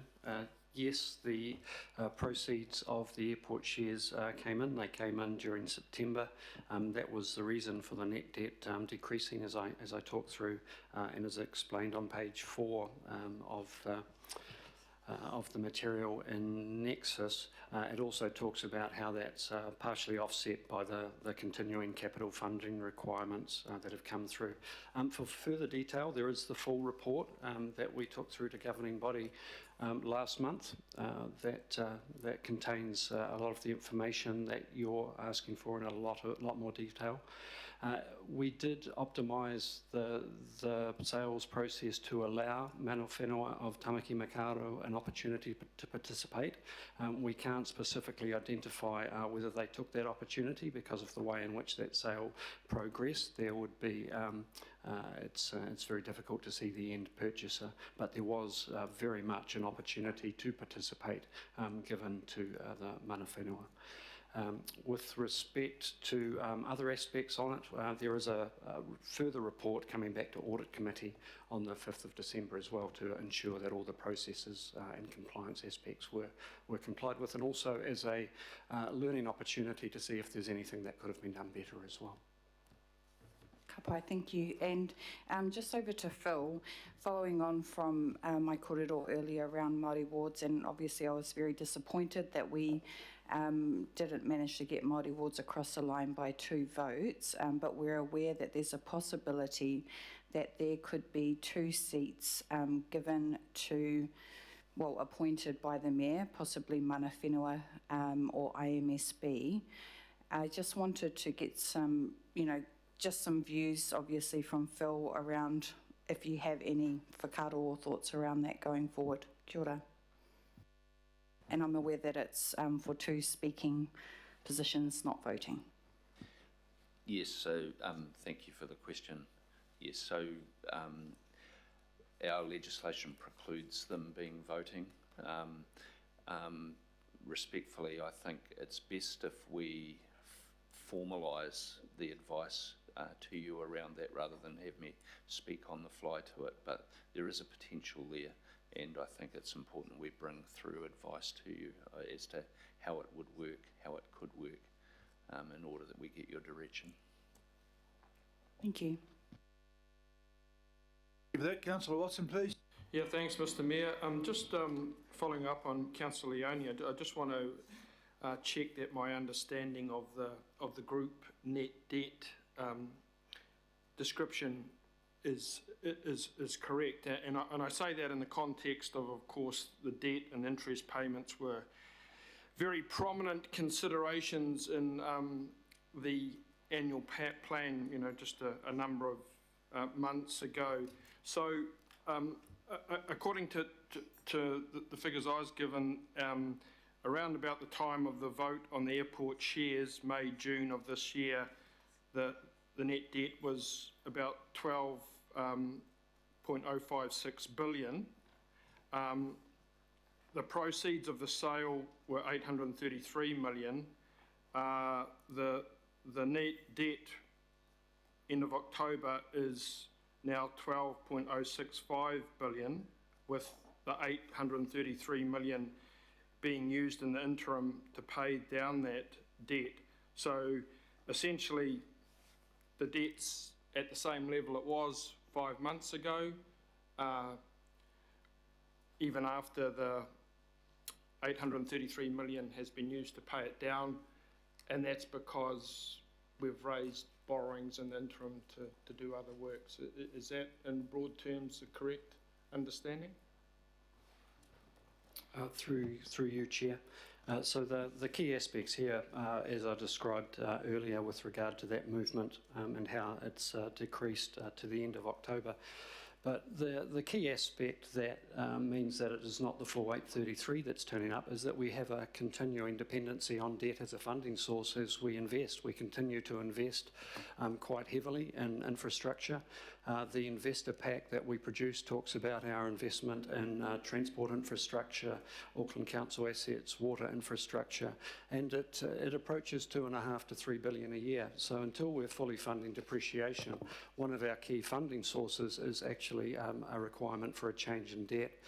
That change in debt continues irrespective of the need or the partial sale down of the airport shares. What has occurred with the sale of the airport shares is that if we hadn't sold them, our debt would be $833 million higher. Okay, so the simple question was, 4 months on, our debt level is at the same level it was when we voted to sell the airport shares. Is that yes or no? The question I've answered more fully around the rationale for what you see as the debt position now, which is the continuing dependency on debt as a funding source to continue to fund the investment in infrastructure as approved by council. Okay, I won't ask it a third time. As far as well, it's not rude. I asked for a simple answer. I didn't get it. Well, that's rich coming from you. Point of order. So I'll go to the next question, and again it goes to the context of that annual plan budget in terms of the interest costs we're paying now. So that's identified, I think, at per annum of $528 million at 1.44 million a day. What is the projected interest cost then for the next year after having paid down the debt?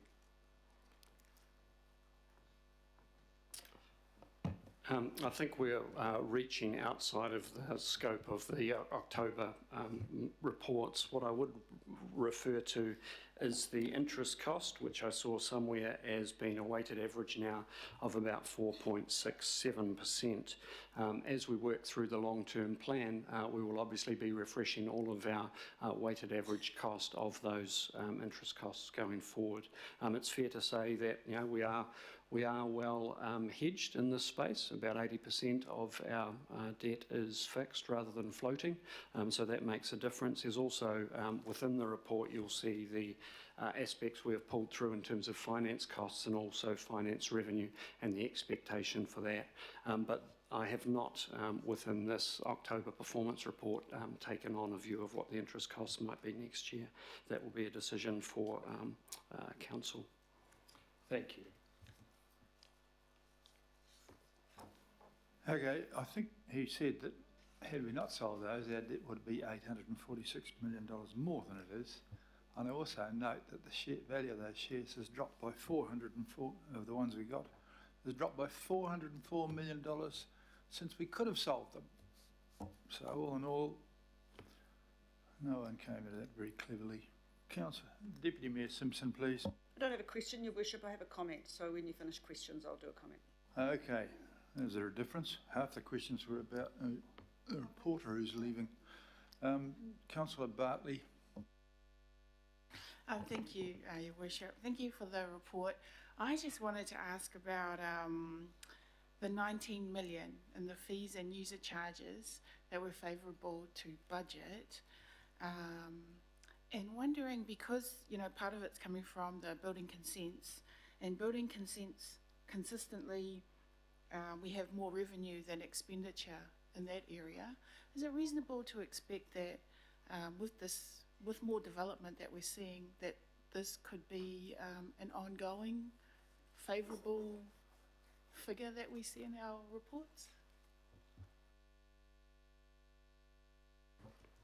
Thank you, Councillor. That is a great question, and let me answer it.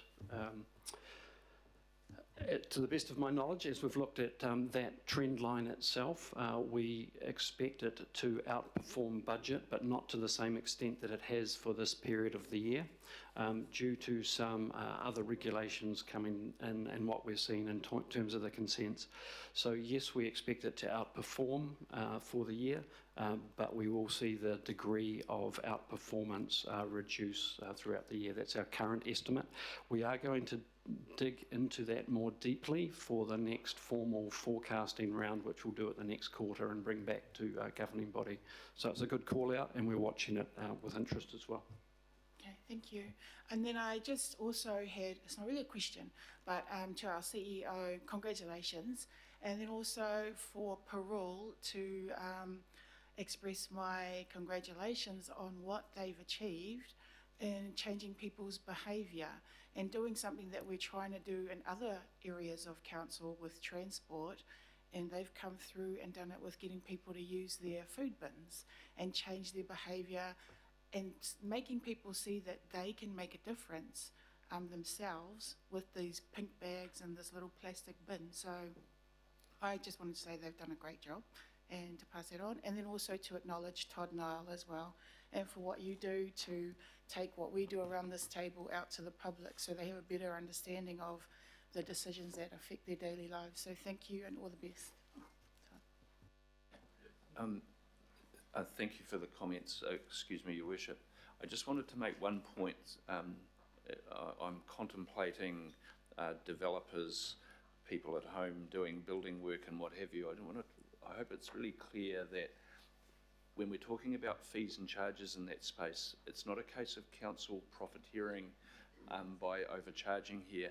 Actually, what it means is that there's a contribution being made to the organisational overheads that wouldn't otherwise be accounted for.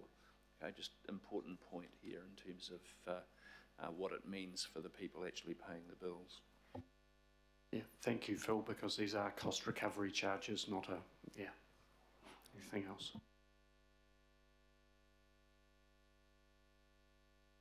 Councillor Hills, please. Thank you, Mayor. This comes up quite a lot around capital funding, and it is what we approved, but a bunch of our funding is obviously depreciation funded from cash reserves. Some of it's DC funded, but I think it's about $1 billion a year we've chosen to borrow to fund capital. If we didn't fund that through debt and funded it through rates, my understanding is we'd have to put up rates about 50% each year. Is that correct? 50? If I do the math quite quickly without reference to anything else, and we take rates revenue as about 2 billion and capex of 1 billion, then you'd have to increase the rates to 3 billion to cover that off. So 50% is, close or thereabouts. That's very rude, very rough.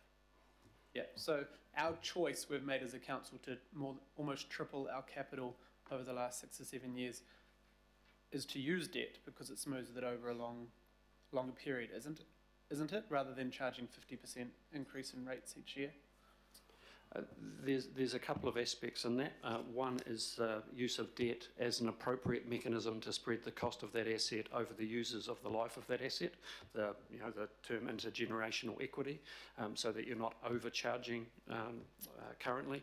However, there's also the fully funding of depreciation aspect as well, where if you don't fully fund depreciation, you are funding debt for some of the capital that you would be funding by OPEX, and as such that debt is falling on future generations. So yes, those choices are very important as part of your past plans and indeed the one coming up.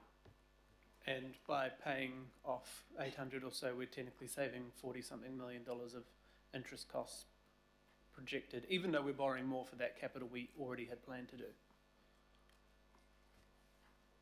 Yes, I'd probably refer that wider discussion in terms of benefit to the paper from last month as the other aspect for that particular financial investment was the returns from it as well, which also have to be taken into account around the dividends. Sure. And so the debt level we're at hasn't been an accident, it's been council's decisions to invest in capital more than we used to because of the capital deficit in this, infrastructure deficit in the city.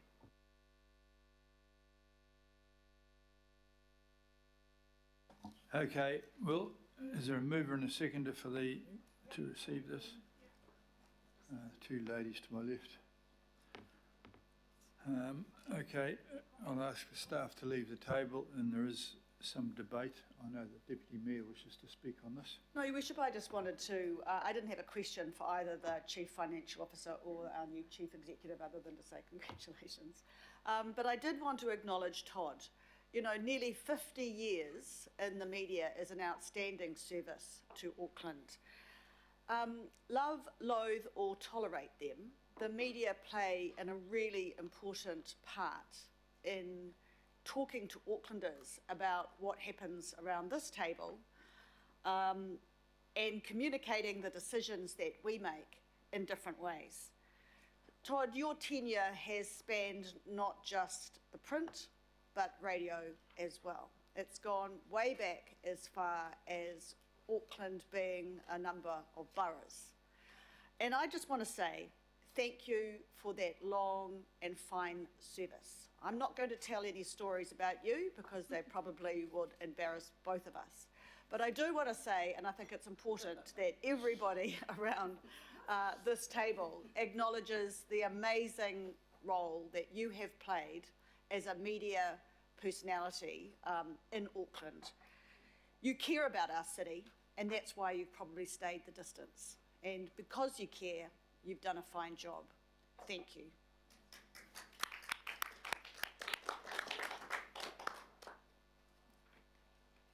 I'd put a resolution up, except that it's not really Chief Executive or Chief Financial Officer update.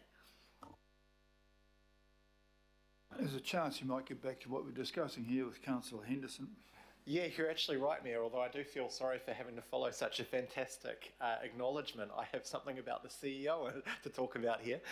Yeah, look, I just wanted to really briefly acknowledge you, Phil, and congratulate you for your step up to the gig on a permanent basis. And, you know, as we've kind of discussed throughout, just encourage continual work to promote initiatives for our public workers to be really proud of their jobs and really proud of their city. I think that's a really key benchmark for obviously for yourself and your role, ourselves, and also the whole city. So yeah, just congratulations and just really encourage you to do that. And some of those signs around discussing professional development and helping workers out that are doing it tough or actually looking for opportunities as well. That's really encouraging, and I'm really excited by that. So I just wanted to acknowledge that and encourage you to keep going. Thank you. Okay, I'd just like to acknowledge that only 1 year after I started, we've got these lovely pictures up around the room here. And if you come in here, just as I wanted to, it no longer, you actually get to know that you're in Auckland, as opposed to if you didn't know, you might have thought you're in East Berlin. But I think they're marvellous.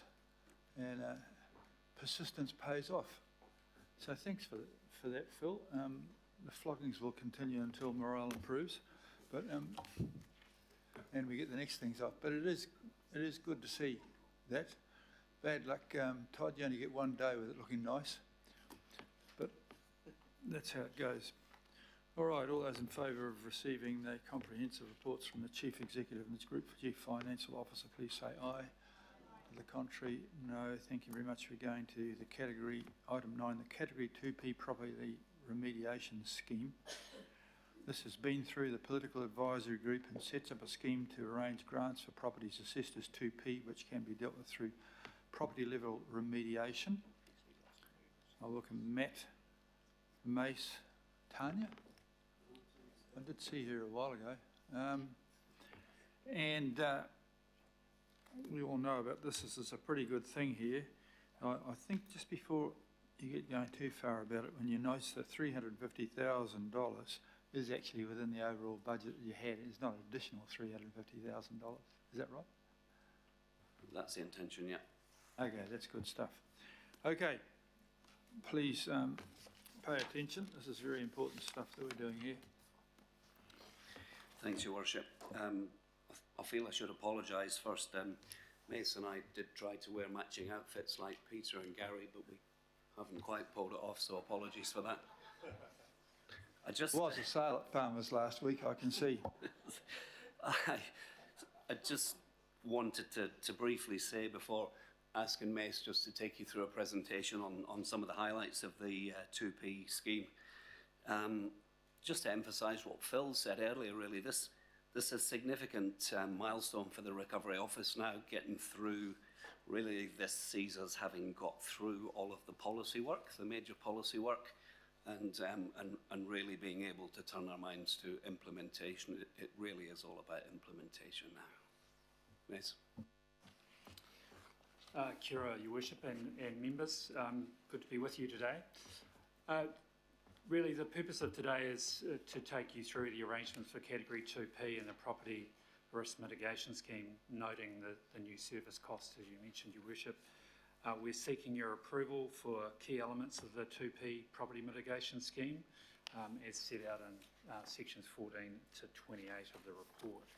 Just a bit of a reminder, I guess you, in last governing body meeting, you approved the overall policy, but and agreed to a grant scheme around property to support property owners to voluntarily implement feasible property level interventions that mitigate the intolerable risk to life.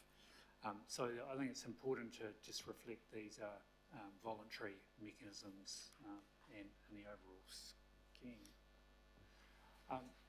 Just briefly to reflect on feasibility and risk. So Category 1 are those areas where tolerable risk already exists. Category 2 and 3 have that same risk profile of intolerable, with Category 2P and C where interventions can be done either at a community level or, in this case, at a property scale intervention, can become tolerable and people can remain in their homes safely once those interventions are in place. Category 3, of course, is intolerable risk. For Category 2P interventions, the high-level policy settings you made were estimated to cost to be limited to 25% or less of the capital value of the property, as at 26th of January 2023, and could be reasonably expected to be able to be delivered within 2 years of the categorisation decision. So those are the overview. The intent of the scheme is to support homeowners to reduce their risk to life to a tolerable level, as I mentioned, and support whānau and communities to stay in the places they love and where it is possible to do so safely, offering a cost-effective response to storm risk, future storm risk, and avoid the cost of future land ownership and deconstruction, but particularly that focus on maintaining communities and people in their homes. The proposed grant scheme will support homeowners with their risk mitigation. The grant's a fixed sum tied to the agreed scope of works for any property level intervention. The total grant value up to 25%, as I mentioned, set by the governing body. And the homeowner is responsible for the implementation and any cost overruns following feasibility. So just to come to that, 2 stages exist. So there's a number of gateways in this process where homeowners, property owners, residents participate, where we're testing the feasibility and the practicality, affordability of implementing these property level interventions. The 2 stages really are from a design and consenting grant to confirm the feasibility, and that will really test the ability and affordability within the parameters that have been set. And then a construction grant to complete the implementation of a property level intervention. Importantly, if it's not feasible after the scoping phases and or feedback from property owners around practicality, the scheme moves to category 3. Really not Your Worship, not members not taking you through this, but just to indicate we do have a process map and really have thought out some of those options. It'll be continually improved as we get feedback from the community. But and to mention, there are gateways here that really test the effectiveness and feasibility of this scheme. Really just taking you to scenarios. Properties with an effective mitigation that will cost more than 25% may be eligible at the discretion of the council. So where it's, sometimes these are finely balanced, either in terms of the risk or the ability and affordability. So some will be able to be practically implemented where the costs are slightly over and the landowner is willing to meet those additional costs to stay in their home. Where the homeowner is not able to manage the works, and the total cost will include a project manager, or perhaps special circumstances will apply that you've already approved. And if a feasible intervention across boundaries will be considered for Cat 3 unless written permissions from neighbours are required. So this is about collaboration and agreement. And if work's not completed, the notice remains on the property file so that future owners are aware of the works and the risks. Really just around what the expected costs are, to remind you, $20 to $30 million for category 2P, or those property level intervention grants, which is within the current commitment of the co-funded storm recovery funding package, and as mentioned, $350,000 to implement the scheme. In terms of Crown co-funding, category 2P is allocated in the risk mitigation funding in the Crown agreement, subject to business cases to the National Resilience Fund. We have been in active discussions with the Cyclone Recovery Unit to amend the agreement to allow use of category 3 funds, and that this scheme offsets using category 3. And also, most importantly, to have more timely resolution for property owners and residents where there's an intolerable risk to life from future storm events. So it is about speed and effectiveness. So just in terms of the next steps, subject to your approval, we've finalised the scheme terms and associated documentation, seeking delegation to the Chief Executive to approve those final terms. Any minor amendments to the ones attached to the report. Finalising the grant program, and we have got that ready to be implemented. Confirm the co-funding with the Crown, and we have a meeting tomorrow to talk about that.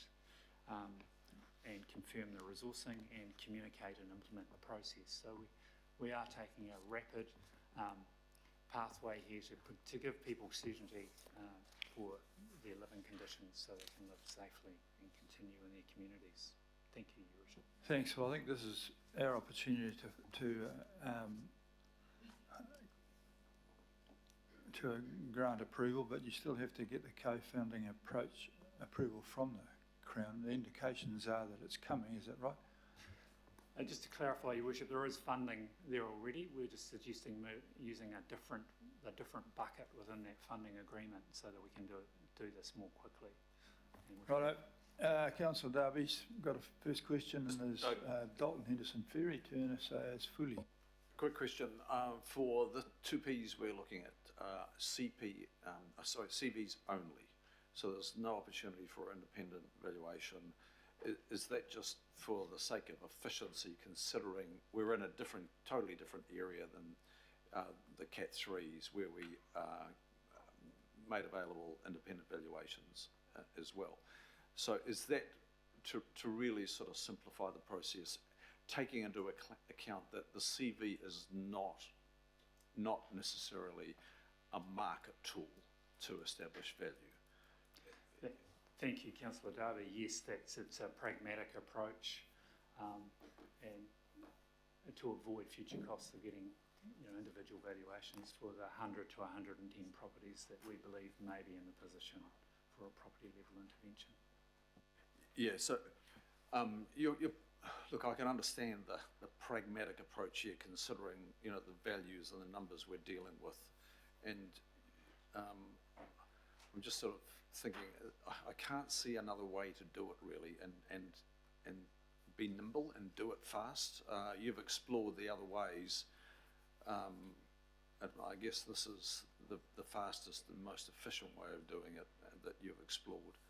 Yeah, you're precisely right. It's about speed primarily, but remember there's the dispute process as well. So where somebody, is painfully unhappy with the CV that's being used, the dispute process can kick in, and we can talk about an RV if necessary. Okay, I'm good with that. Thank you. I think I was next. Could you just go back to the table that you had on the process, please? I just have a question. Just looking at the terms, scoping the works and the opt-in, and it has in there a 3-month time limit on it. If I'm just trying to understand the homeowner, under categorisation, the homeowner seeks professional advice. Where does the 3 months kick off? The 3 months generally kicks off from the time of the initial final categorisation advice, and then there's a number of other gateways where the homeowner can opt in or out. The categorisation may change, Councillor. Yeah. If they're unable to get the professional advice they need, be it shortage of skill, geotech as an example, is there flexibility around that 3 months? Always. This is so there are special circumstances that we can take into account. So the focus is on people and being able to safely live in their home and give them support. Thank you. Thank you. Councillor Henderson, please. Sorry, I've got a number of questions, but I'll try and keep them as tight as possible. It's a long day. So can I clarify, because I just sort of missed it a little bit, the 2P money, is that proposed to be coming from our Cat 3 pot or our Making Space for Water pot, or which pot's it coming from? The proposal has come from the Category 3 pot, so we can deliver that more quickly, and if these weren't 2P, they would be Category 3, so the calculation doesn't change. Sure. Because it would have been money going to that resident as a Cat 3 anyway, right? Yeah, okay. The Category 2 pot involves business cases, so what we're trying to do is remove the need to produce business cases and free up this money more quickly by using the Category 3 pot, which doesn't involve producing business cases and sending them to Treasury, etc. Thank you, I appreciate that.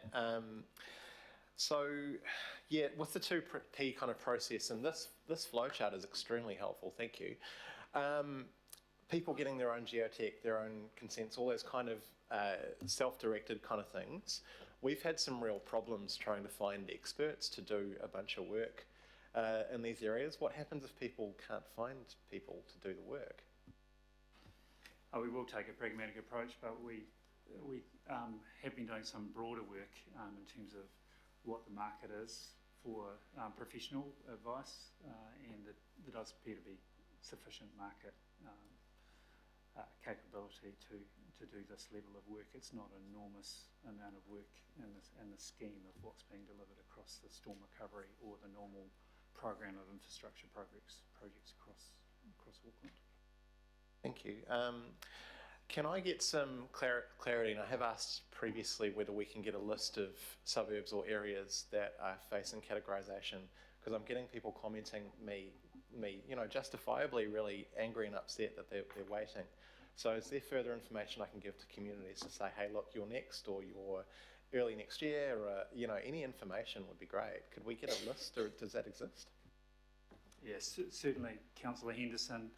We realise that people have been waiting for some time, and whilst we've been delivering it quite reasonably quickly and learned from other disaster events, we'd like to do it today, but our pipeline of work currently goes through to March in terms of categorisation, because we're doing a property by property based risk assessment, but we can provide you that, and we're going to communicate more generally to Aucklanders, and particularly those Aucklanders affected by these severe weather events. Cool, thanks, I really appreciate that. I've got two more, thanks Mayor.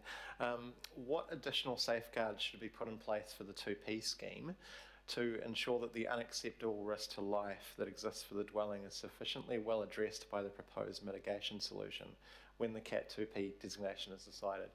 So in other words, someone comes around and says, look, what you really need is a retaining wall.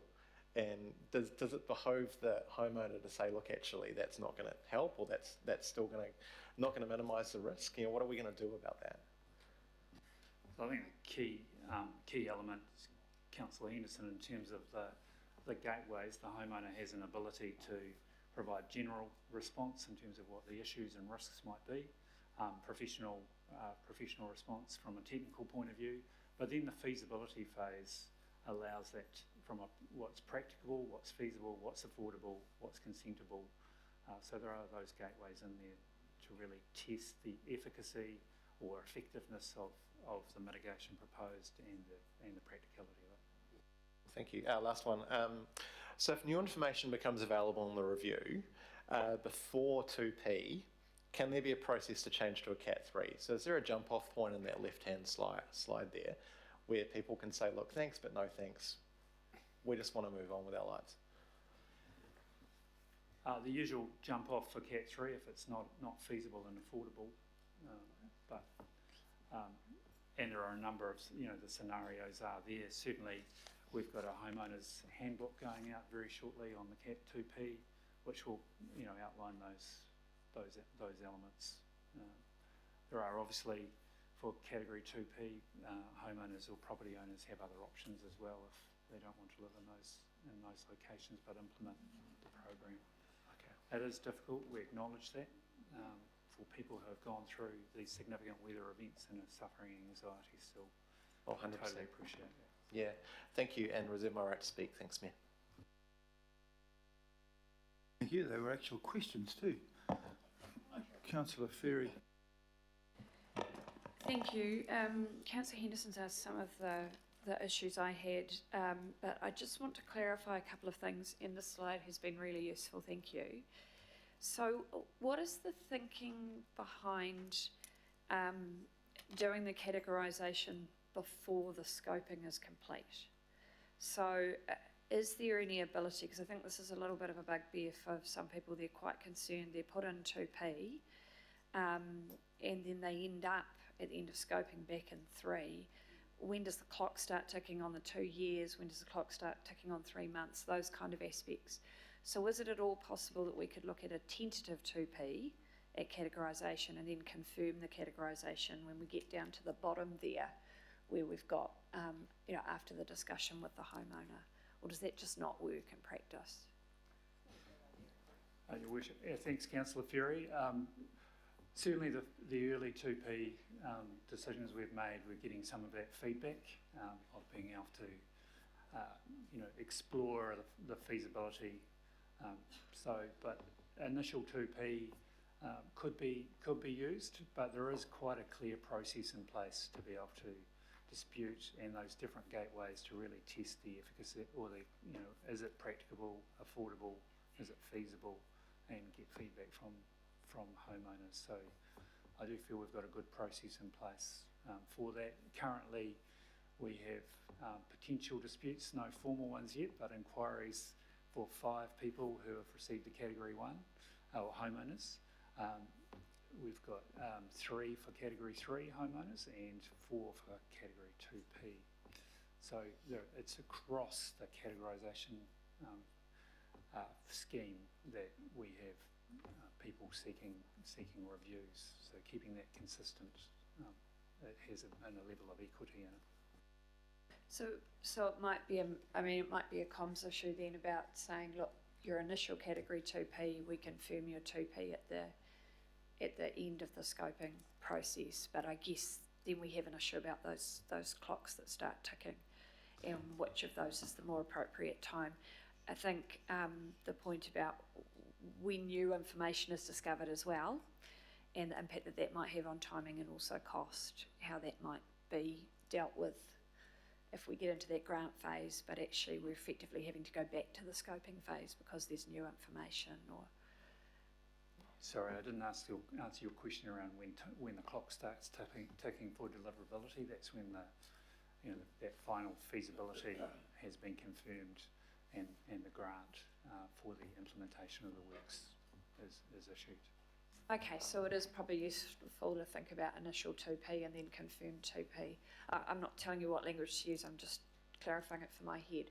So, so then if we do get into the grant phase and people, start digging or whatever and discover things are not quite as they thought, or perhaps there's another weather event that impacts on the ability to do works or impacts on the ground, how do we go back to scoping for an impacted property? How's that going to work out? I mean, obviously you're going to have a certain amount of flexibility. I think that's the point, Councillor Ferry, is flexibility and ensuring the works can be delivered. The purpose here, the policy outcome, is to make sure the property can be safely lived in and that intolerable risk to life is removed. So we may have some of those circumstances. Our approach of doing that upfront feasibility for being able to deliver the works to achieve the outcome is why we're investing more upfront. Then I would hope we would discover those limitations before we got to the scenario we outlined. Yeah. It would be quite unusual. It's extremely difficult to produce a one-size-fits-all policy. That everywhere you look in this stuff, there's nuance, and I expect us to rely heavily upon the sort of the special circumstances category, to be honest, over the coming 6 months in all of this categorisation stuff. Thank you. I think that's quite reassuring to hear that special circumstances will be used a fair bit, and I hope that we've adequately resourced you because special circumstances will require additional staffing for a start. So what my other question was, so I just want to again clarify this. So in that scoping phase, if the mitigation offered, if the homeowner says, look, we don't think that mitigation's going to work for XYZ reasons, is there an ability for them to dispute the type of mitigation, not the categorisation? So they're saying, look, we still think a 2P is possible here, but we think the solution you've come up with is undercooked, is the most likely outcome, right? Most likely concern. So they have, because I'm pretty sure I heard you say before that they possibly do have a process for that, but I just want to confirm that. So Councillor Ferry, the proposed mitigation is being done at that property level risk assessment right at the front of the process. So that's when they can either suggest an alternative or challenge what's being proposed. Okay, and that doesn't automatically trigger. We relook at the categoriser. I mean, obviously it will if the value of the agreed mitigation is above 25%. It will, but it doesn't automatically go, oh, you're asking to be recategorised. It is actually a discussion about the mitigation. Okay, that's really reassuring too. And then my other question is the Crown funding agreement timelines. Just mindful of the central government situation and the fact that we might need some ministerial sign-offs, and sometimes things sit on ministers' desks for a little while at the start of a term as they get themselves sorted. So are we sort of feeling reasonably confident about those things going quickly? That's my final question. So. Yeah, I wouldn't say we were reasonably confident about them going quickly, but tomorrow we have a session with Crown Infrastructure Partners, and one of the things on the agenda is we've signed the agreement, but they've yet to send us back a signed copy, so it's high on the agenda tomorrow. Good luck, thanks. Thank you for that. Mace, don't be scared of the microphone, will you? You're mumbling in the background. And the other part of it, that, Julie, is that these things get better. You get better at these as you do them. And so I've instructed them to pick on reasonably sensibly clear ones first, where the mitigation is obvious. It's either a retaining wall or jacking the house up, and wander into the more tricky ones as you get better at it. This is a learning process, and so we will do that as well. This is also a learning process around the town. I'm learning how many people want to ask questions, haven't listened to what we've learned before, but we've got Ken Turner. Thank you, Mr. Mayor. That bottom of that scoping column is very contentious, and where do you see the people going for, you know, disagreement resolution? You know, how do you see people settling this with a third party? Have we got a process in place? Well, where do they go? Is there, if they don't agree with us and we don't agree with them and we can't come to agreement, who settles that and where do you see that going? There is a review process that's been approved, Councillor Turner, and then the final agreement is by the Chief Executive with independent expert advice. So there's no, I do know the Chief Ombudsman talked about in a meeting in the Waitakere Rangers Local Board office about seeing a potential need for a matrix of dispute resolution. You haven't, so my question again is there a third party other than the courts that could be a balance on this? If I could comment, we've taken that advice into account. We've looked at this very carefully in terms of natural justice, procedural fairness, other examples and what have you. And I'm pretty comfortable that we've got good checks and balances and avenues for people to pursue without causing it to go too quickly to litigation, which will slow a lot of stuff down and be costly both for us and others. But that's reassuring, thank you. And just to provide a further assurance, Councillor Jenner, we do have some expert panels looking at both landslide and flooding, so we're ensuring that feasibility, but certainly to reflect the Chief Executive's comment, this is about fairness and equity. It's not a legislated scheme either, it's voluntary. So there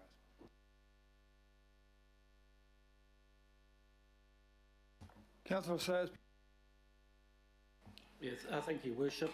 I guess I see the item today primarily around the funding of some of those 2P initiatives, so thank you for that. Also, we're having to invent this as we go, so I appreciate it evolves. And as the Mayor said, we learn as we go and try and improve things.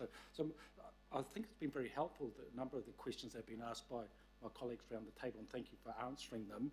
So just for my clarity, so I can support the resolution up there, because aligned with this is the ongoing concerns about the ability for property owners to challenge the 2P categorisation process before it is finalised, right? So I think you're helping to answer that, but also I've been in direct contact with the Mayor's office and the Chief Executive over this.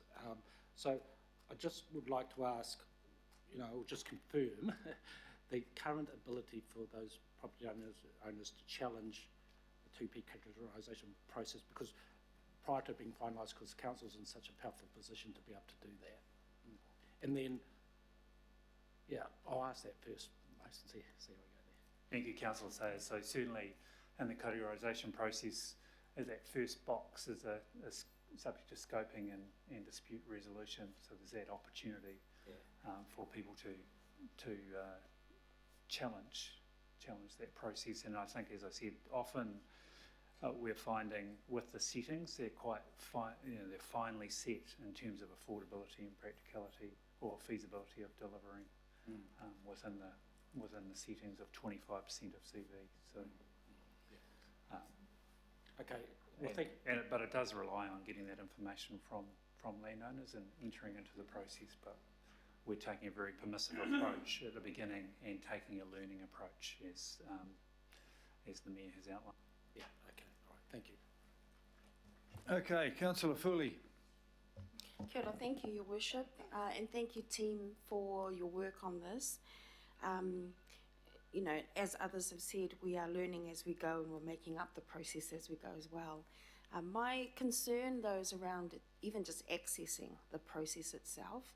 A lot of affected communities in my ward, there'll be certain barriers like language barriers and others that make this a very complicated process for them to even access and enter into. So are you able to talk to what consideration you've given to that, what support might be in place to help people so that they are able to access this process.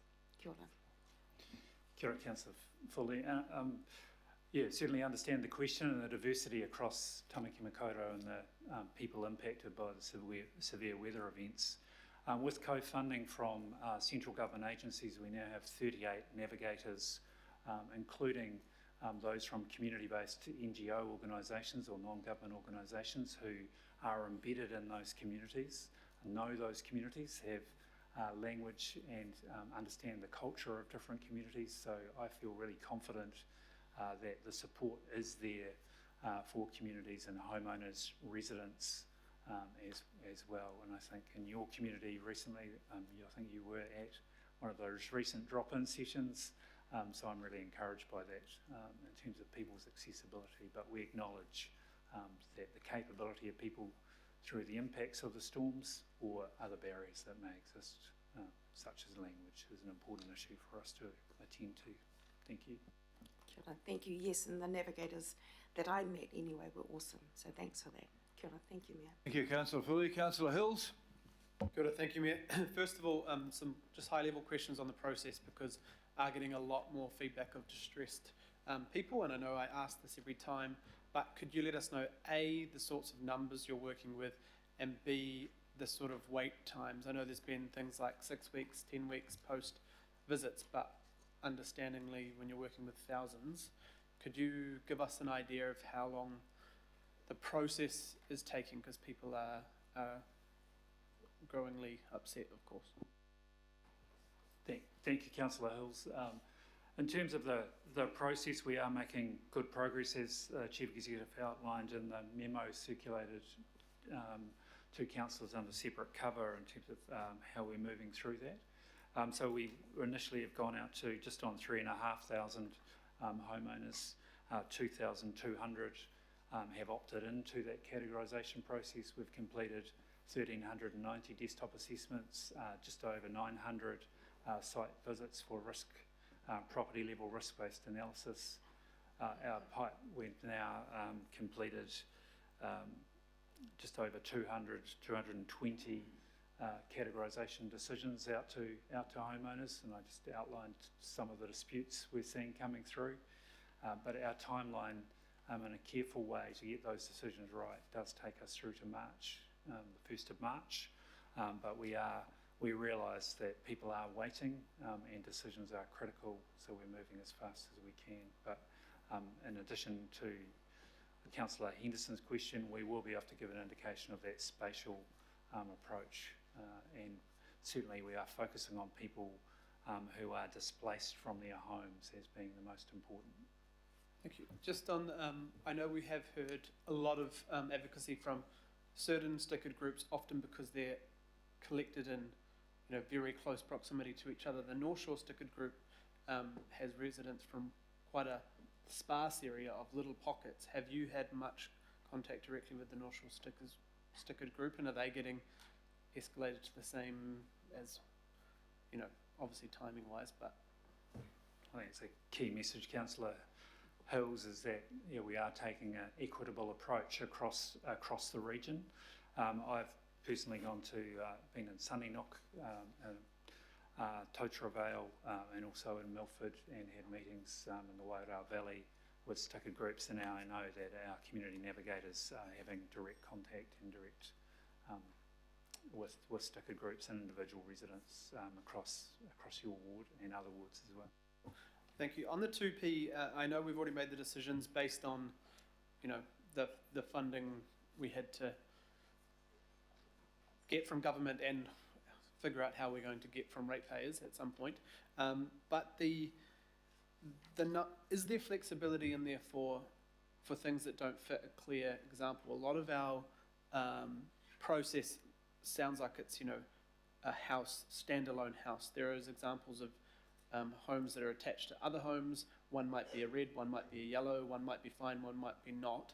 The cost will outweigh anything, of the 25% because of the nature of the build. Are we looking at those sorts of ability? I know there's flexibility for people who are in hardship, but are there flexibility in the type of process under this as well.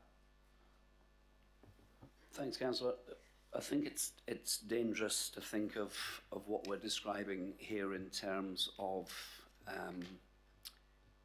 the building sticker process, red versus yellow.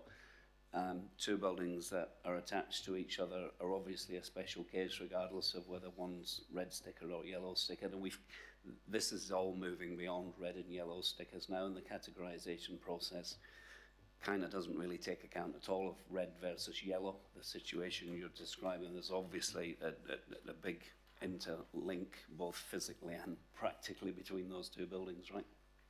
I guess maybe I should have said a 3 versus a 2P then attached to each other. Is there special circumstances to move that 25% around if things don't quite match up case by case? Definitely. Thank you. I remind everybody, it went through pretty severe political working group, so it has been reviewed a lot. And of course, if you think hard enough, you'll think of some weird case that no one's thought of, but still, let's have a go there, Councillor Wood.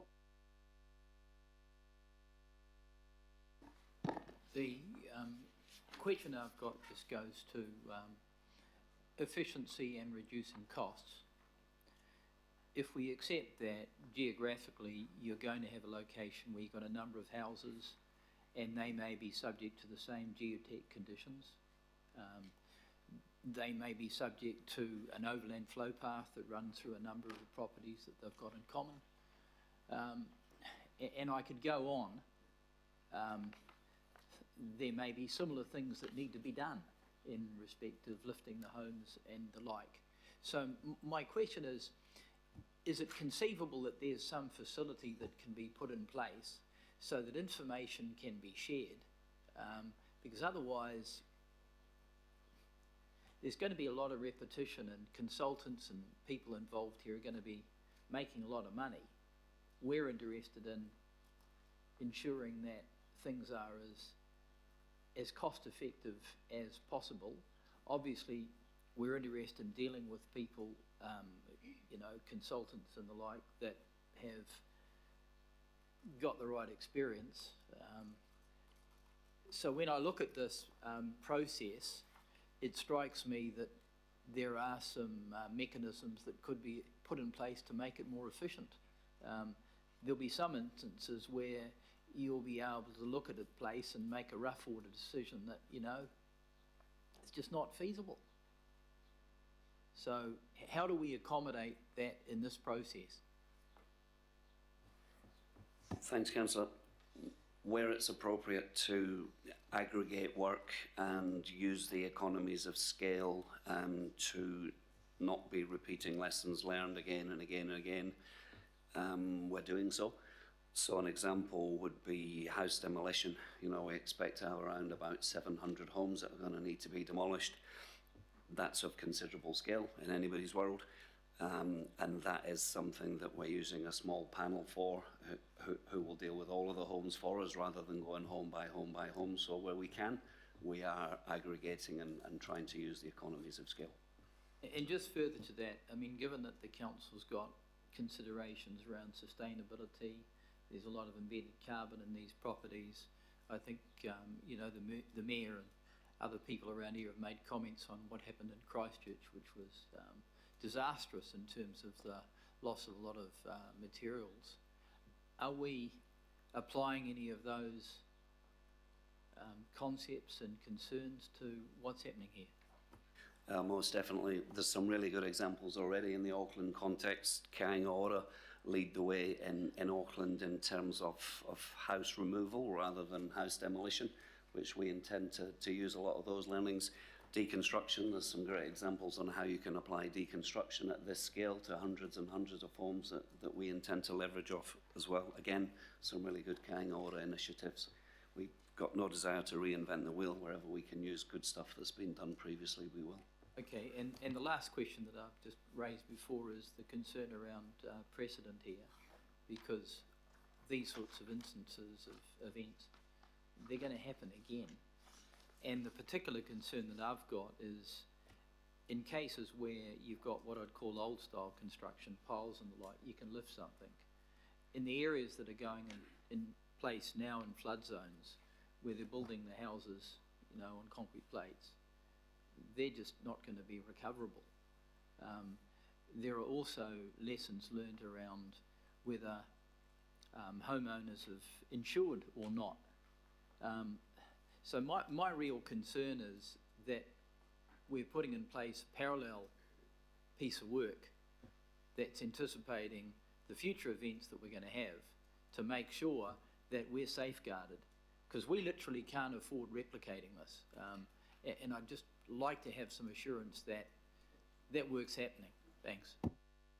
So I think, Your Worship and Councillor Walker, thanks for the question. You may recall on the for the Category 3 decision you made in early October, Your Worship, you wrote to the government as part of the funding scheme to investigate a national scheme to be able to respond to these type of events, and that there has been a select committee work program identified for looking at the severe weather events and what the learnings are around that, and I expect there'll be participation in that. I'd also, Councillor Hill's committee is looking at a number of regional policy or work program, which is really addressing this at a regional level and inputting at a national level as well. So it's all a matter of building up experience. We'll be having teams of retaining wall builders, because a lot of them will be retaining walls.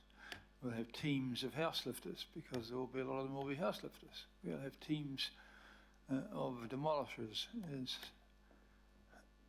Matt has said. Not as quick as my early efforts into demolition, but we won't go there. Councillor Filipina, good to hear from you out there in the south. Tēnā koe, Mr. Mayor, and tēnā korua, Maestro ko Matt, and good to see you as well, Mr. Mayor. Look, I've got very short questions.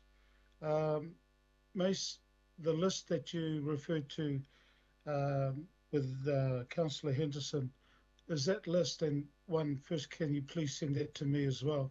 But is that list, will that list give us properties that still haven't been assessed and categorised at Category 3 and 2P? It'll provide the priorities, Councillor Filipina, and what's been progressed to date. But there are also those priority communities around Category 2C, and particularly in your ward, there's a number of projects in Te Rata Stream and Hania Stream in that location as well. And just supplementary to that, I know there are some properties in my ward, and I've been contacted by some of the owners. They've been assessed as of early November, but then they'll have to wait a few more months to be categorised. So is that, are there many, not only in my ward, but across Tāmaki, in the same situation, going back to the January floods and cyclone? There are, Councillor Filipina. We expect categorisation to continue right till the first week of March, and about 30 to 40 to 50 properties each week to get through that list and number. And then yeah, sorry, Mace. Can I just humbly suggest that that information needs to be put out to the community so they understand? Another paitai, and sorry, Mr. Mayor, in regards to the navigators, what training will be made available to them in regards to the information that we're discussing, but also around Category 3, because as you know, they are going to be the link with our community. So what training and assistance will they and resourcing will they get in the following months? Thank you, Member Filipina. The training really is around psychosocial support, but also being a key connector into other agencies such as Te Whatu Ora. We've had a lot of confidence from Crown agencies such as MSD at putting funding into the Recovery Office and the Community and Social Recovery.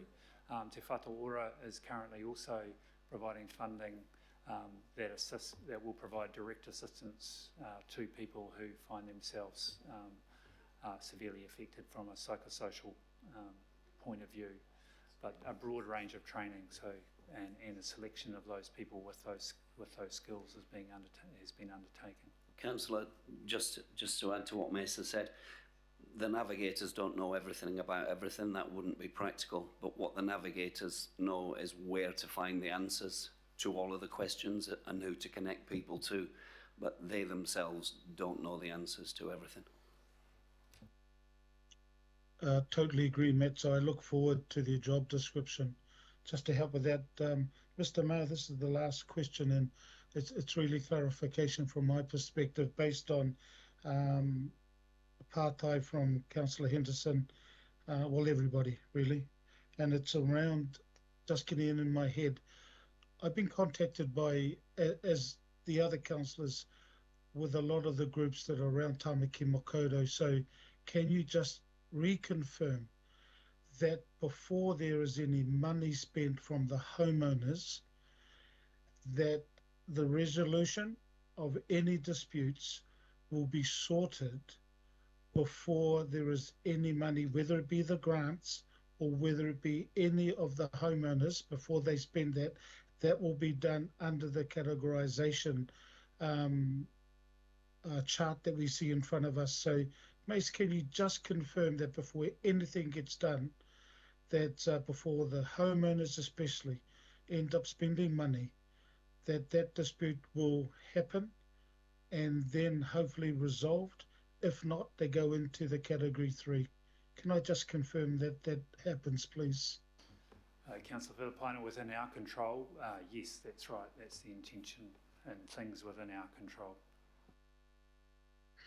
Kia ora. Mr. Mayor, I just reserve my right to kōrero as well. Whakaaro. Kia ora. Oh, thank you, Alf. At least those were questions. 2 more questions, one from Councillor Fletcher and one from Councillor Stewart. Largely my questions have been answered already, but in terms of this being a public meeting, I just want to ask, I suppose it's Phil, when you get to the final stage of lifting the limb notice, a number of people have asked me whether the information will remain on the property file that people can apply and pay for.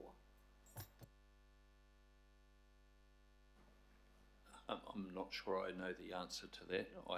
I think anything that Mace says we should preface with we have certain responsibilities that will mean the potential for advice remaining on limbs unless the hazard is entirely gone.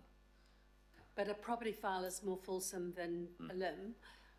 And currently we have a situation where people can apply and I think pay $30 or something for a property file. Mace, can you tell me what is anticipated of what will then remain on the property file? Thank you, Councillor Fletcher. So we do have an obligation we'll put the information on the property file, but what it will clearly show where there's been a resolution to a hazard or a problem with the building, that will be also clearly stated to give people confidence. That's helpful, and that was what I expected, but it's just because there's been public interest in this. Good question, good answer. Councillor Stewart, please. Thank you. Most of the questions have actually been answered. But would you find it probably a bit more helpful if councillors actually sent you some of these questions prior to a meeting, so you can actually have it in writing for us, because it will be for public record, and because all these questions have been really, really good, but it would be, I'm just going back to how Sir Barry would have done it. You know, just get the questions and then it's out there for the public to read as well, because it will be public record. Thank you. Excuse my voice. Yeah, thank you, Councillor. I mean, I wouldn't like to make that decision, but if that's something you want to agree as a group that would be useful for you, certainly we can accommodate that. That wouldn't be my decision to make. There's nothing stopping councillors sending in questions to you whenever they like, and they'll be answered. And there will be kept record of what we've said here anyhow, so I think that's very good. I'll try and emulate Sir what's his name and do a better job.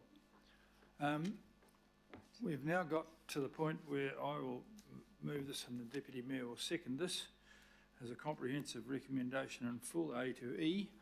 I will allow you to go back there, and there is a little bit of debate to come. Councillor Filipina and then Councillor Henderson, but let's make it a debate. Councillor Filipina, you did reserve your right, and I'm going to give it back to you now. Thank you, Mr. Mayor, and it'll be very short like the pathways that I've asked. I just want to acknowledge, firstly, the team, but more importantly, the navigators, even though they have a role, that role that they have actually complements what we've just heard. So I just want to make sure that they're resourced. The other issue that I just want to have a very small comment on is Councillor Ferry mentioned resourcing for Matt's team, Mason and the rest, and I think that's so important as well. After hearing that, we're still looking at March. I know of one, maybe 3 addresses just in one street that are waiting to get categorised. Obviously, they need to wait until those that are in a worse position, but they haven't actually moved back into their home.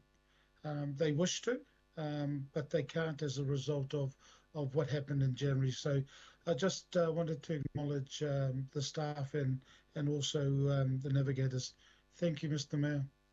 It's a very good point. I can understand why people are frustrated, but the market didn't gear up for this work.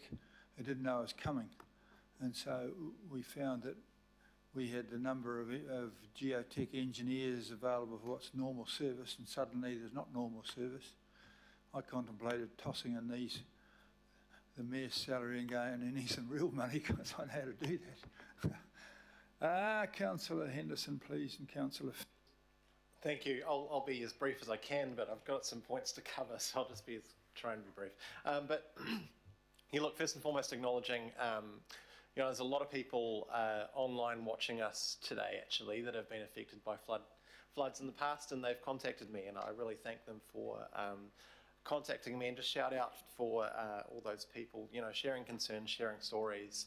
It must be bloody hard to go through this all the time, so just acknowledging that. I would say, my phone's going off, I hope that might be one of them, but I would encourage everyone here to kind of reflect on, this is actually a really important thing we're doing right now, and kind of to reflect on the gravity of that we as city leaders need to collaborate and work together on this stuff where people are still out of their homes and doing it bloody tough. So yeah, thank you for that. And just acknowledging as well the group that worked on this and went through many, many hours trying to negotiate and then getting us to this point. So thank you for that as well. It is hard because we are in some sense sort of designing the plane as we're flying it. But people, I think, are really justified in contacting us and saying, look, you've got to move as quickly as you can. You've got to do it as simply as you can, with as little in the way of barriers as you can. And I know that's something that I have always advocated for, and I know a number of others as well have done that, because we've got to get funds in people's bank accounts, right? And try and get them done as quick as we can. That'd be what I encourage staff working on this to do. And some of the feedback that I've received that I completely agree with is that there needs to be a path out of 2P, right? And that's it. Various trigger points, because people do need to have their own agency. That everyone's got different circumstances, and they know their situation, they know their community in many cases, they know that hill behind them actually will come down, right? So they need to be able to opt out and say, look, I will actually just take 3 and move on. I think giving people that agency is really important. I don't want us as well to kind of look at the dispute resolution process as the backstop there, right? Because that can be time consuming, that can be really bruising for people and tough, when people, they've already said they want to move on, and that they'd have to go through a process that could take a lot longer.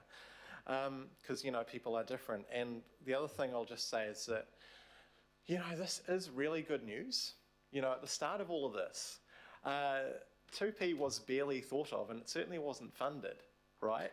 So we've had to work very hard behind the scenes, acknowledge people like the Deputy Mayor, acknowledge Councillor Ferry, Councillor Hills, and yourself, the Mayor, as well, for working on all of this.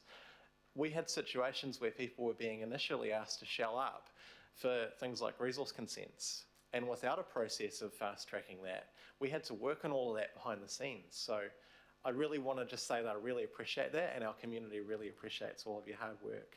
I just encourage staff to continue to collaborate with the stickered residents groups across the city, because there's been some really, I think, legitimate and understandable concerns that isn't to dampen the good news, right? It's to sort of work on how we're going to make this work for us and for our communities. So keep working, keep collaborating, make yourself available to questions and concerns like you have so far. And finally, I just hope that I've represented some of those concerns and some of those positive things as faithfully as I can today. Thank you, Mayor. And you definitely have. Thank you very much for that. You've summed that up. This is a clever addition to a generous solution. Councillor Ferry. Thank you. A bit hard coming after Shane there, but I would just like to add, I really agree with the points that he made, and I know that this has been and continues to be an incredibly stressful situation for people who are caught up in it. And I really appreciate the way that Matt and Mace took us through the details today and answered our questions so that we could get some clarity and reassurance for those who are caught up in it. I think the responses have been really comprehensive and showed compassion and flexibility, which I think is what we're looking for here. I was particularly glad to hear about the work that's happening with the panels around the contractors and stuff, and learning from Kāinga Ora's expertise on deconstruction and stuff, which has become quite significant in my community. I would like to also mention that the navigators on the ground, I'm getting really good feedback about, and I think part of the reason for that is because they're being recruited from the communities they're serving. Which I think is a really wise idea. It's Community Development 101, go to where people are, work with the leaders who are already there. And I also want to acknowledge that we're just sort of starting the journey with the community connectors who will be able to work with the resident groups that are forming and have come together, with the grant scheme for that just going live recently. And I think that that's going to be a really useful addition to this that will help people who are in these 2P, 3, 2C, and seeking 1, but also the broader community who are worried, knowing that we have 50,000 properties in a floodplain, and most of those actually didn't get hit in these events. So a lot of people are worried and looking for support for what's next. Just in closing, I'd like to suggest, as I said, I thought this was a really useful discussion, and I do wonder if it's fodder for another webinar that could, I'm not actually joking, I know it's slightly humorous, we've got a pretty low bar for humour around this table, so I'll allow that. Yeah, thanks. But I do really think that actually a webinar where, in the evening, where people who otherwise would be perhaps unavailable to listen in today, that actually goes through some of the details that you shared with us today about, yep, we're going to use the special circumstances for this. Yes, we're thinking about, the timeframes for that. I think that would be very helpful and reassuring for people. And I know the last webinar was really useful and well attended, so I'll just put a punt in there for that. As a final comment, thank you very much. Councillor Lee. I just want to support the idea that as many of these buildings be recycled, before removal, if that can be taken into consideration. Thank you. Yeah, I've made the point that there is probably a secondary market out there that we should encourage. There will be people, even if there are people there whose home might qualify for 2P but don't want to do it, they might sell out, and afterwards there will be people. And that would be buy. asset recycling, Mr. Mayor. Eh? That would be asset recycling. Yeah, that is asset recycling. But there are people, there are players out there. There is an opportunity. I don't want it to happen like in Christchurch, where they just buried everything at maximum waste and minimum opportunity. Well, it's possibly true, but then again, I'm not that stupid.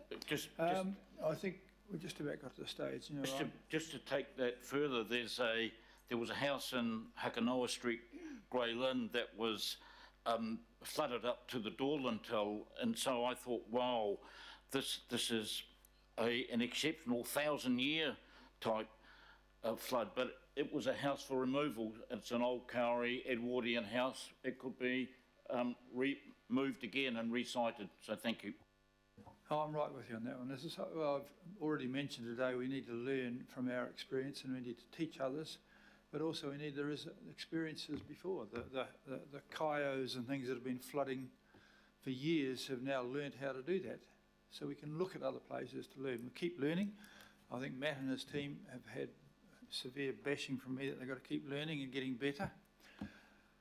Okay, all those in favour of the comprehensive recommendation on page 7, please say aye. Aye. To the contrary, carried. Thank you. It was an excellent discussion. I'm going to plough on a bit here. We haven't had a break yet, and I've been told I'm breaking some policies in doing so, but I'm going to try and get through a bit more because there is a big body of discussion that we want to take on later on. So, at the moment, we have the amendment to the terms of reference. This is a huge paper just to do something which looks enormously sensible, which is just to add an oversight of many years when the Joint Government Working Party was set up. The IMSB are represented in every other working party except this one. It seems odd considering it's looking at a lot of matters, not just Māori representation at a governing body supported by the Working Party and the IMSB, and was discussed at last month's governing body. I'm happy to move this. Perhaps Councillor Ferry would like to second that. Andrew, you don't have to make a speech. If you've got anything to add, it would be very good. I have nothing to add, Your Worship. That we have given. Councillors, it feels strange to be this side of the table. It was quite interesting to read the actual whole policy. I didn't realise when he did this we had pages. So, unless there's anybody desperately needing to ask a question about something that's just clearly obvious, I will actually be brave enough to put this motion, and all those who favour of saying this, please say aye, and the contrary, bingo. Please inform the IMSB. Now we have a summary of confidential decisions and related information. And we also have another deeply exciting one, which is the summary of governing body information memorandum and briefings. Now, typically Mr. Walker likes to move these ones, but he may not today, I don't know. I'll give you the opportunity, Mr. Walker. No, he doesn't want to do them. Righto. Ms. Dalton and the Deputy Mayor. For those two together, please, all those in favour, please say aye. To the contrary, carried. Thank you very much, darlings. Now we are at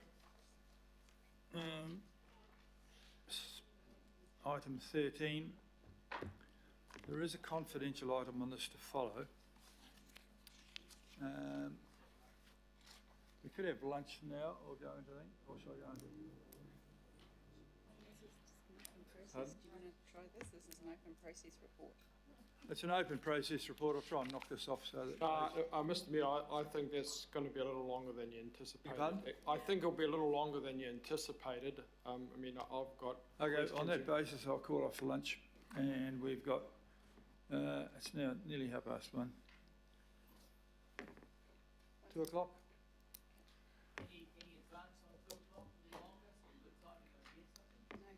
Oh, I'll make it 3 or 4 if you like. I mean... Just tell them there's actually lunch. Actually, I'll tell you what, there is a lunch provided, I've just been informed.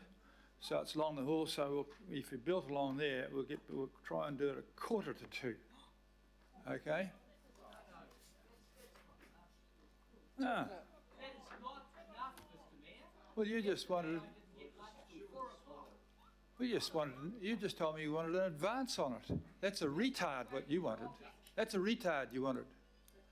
You asked me to advance it. I'll stay at 2 o'clock then.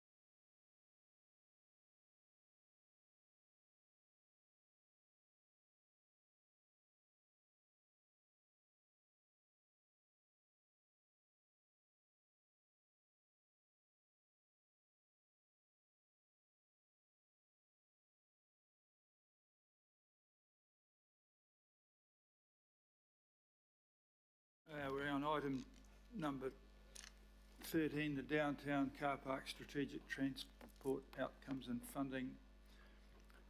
I note there is a confidential item on this to follow. This open report notes the process that councillors have taken to get to today. There's been a lot of reporting and discussion on this, and I'm aware of this some public interest. So to be clear, while we're in public, the item on the agenda today is not about whether to proceed with a sale. That decision was made by the Finance and Performance Committee back in December 2020, before my time. It seemed to be unanimous at the time. An interesting decision, but here we are. The time we have been, this item we've been asked to look at in confidence soon is about council funding for some of the transport outcomes, and in particular whether we should pay for an expensive micro-mobility hub as a floor in the building. Given that the item is commercially sensitive and we do need to get some legal advice about a couple of matters, I'm going to suggest we don't have a debate on the item, but that way might happen. Anyhow, I'm going to move this, which is that the information contained in this report, we note, and that the report is confidential due to commercial things. Do I have a seconder for that? At least seconded by Councillor Darby. Okay.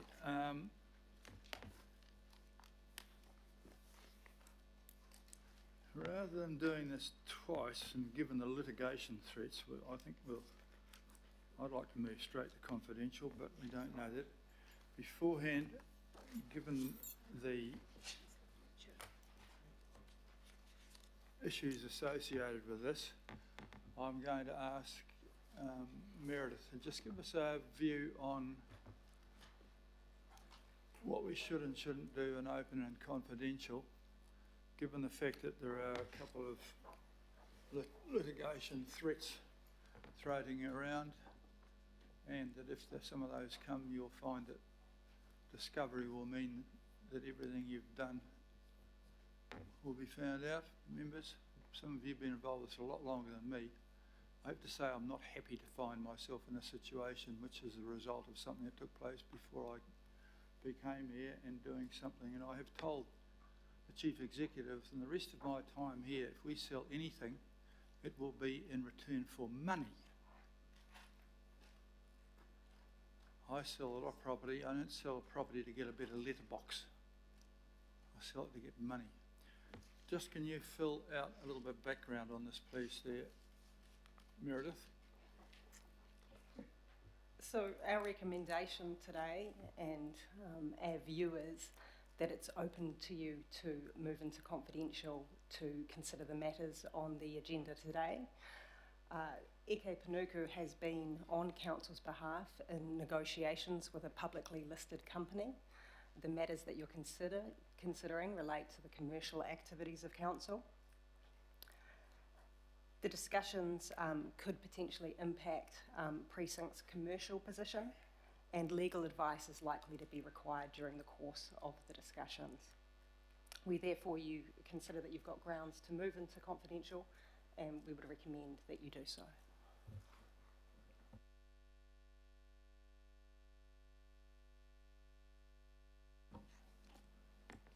Of Meredith while she's there, and then we'll go to questions. Councillor Fletcher, you had a question first, and then Councillor Walker. My question probably is better directed to Phil Wilson, but may require the advice from Meredith, but I'm happy to wait until I can direct it to Phil Wilson.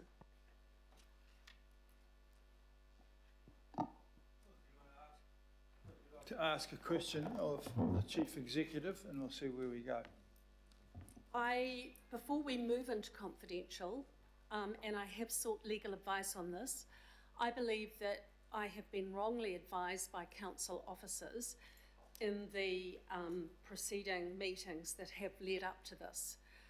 I have taken from the advice that officers have given us, whether it related to seismic issues, whether it related to micromobility, whether it related to all of those things that are outlined in the previous agendas and resolutions. the very clear understanding I had was that would be conditional. And I'm assuming that that is why we are here today. And therefore, I do not believe that the decision has been taken. And I want legal advice on that particular matter. I realise you've got a double jeopardy. You've got, on the one hand, the fear of judicial review from one party, you've got precinct here, and I do not want to compromise you by having a discussion around some of those matters in the open agenda. But I do want recorded, and I realise that I'm making quite a bold statement on this, and that is why I have taken legal advice. I believe I have been misled by officers leading up to the situation that we are now in, and I feel very unhappy about it. So hang on, you're talking about officers and during the previous council? Yes, Not- Your Worship, I'm Okay, not I just talking wanna about make a- this council. I'm during not the talking about time- you. I'm talking about the advice and the interpretation of the advice and the understanding that certain factors were conditional, which is leading to where we are today. Right, so that's all during the previous time. It's not this advice you've had this late. No. No, that is not in your term. Getting that timing right. 'cause And it's- I'm very mindful of the fact that you were very upset over the sale of the Civic Administration building, and that you said that you would never, it wouldn't have happened under your watch. So what Not I'm the wanting civil to be administration assured. building, you're quite wrong. I didn't have a view on that at all. Oh, I thought during the election campaign No, when I didn't people say that. discussed it. However, the issue for me at the moment is one of the importance of trust and what I feel is a serious breach of trust between me as an elected member and the council officers. Whether or not that's a wise thing to be raising at the moment, but the Chief Executive will carefully review what he might say to that. Well, all I can say is that I don't think I can reasonably comment without knowing what the advice was, in what context it was given.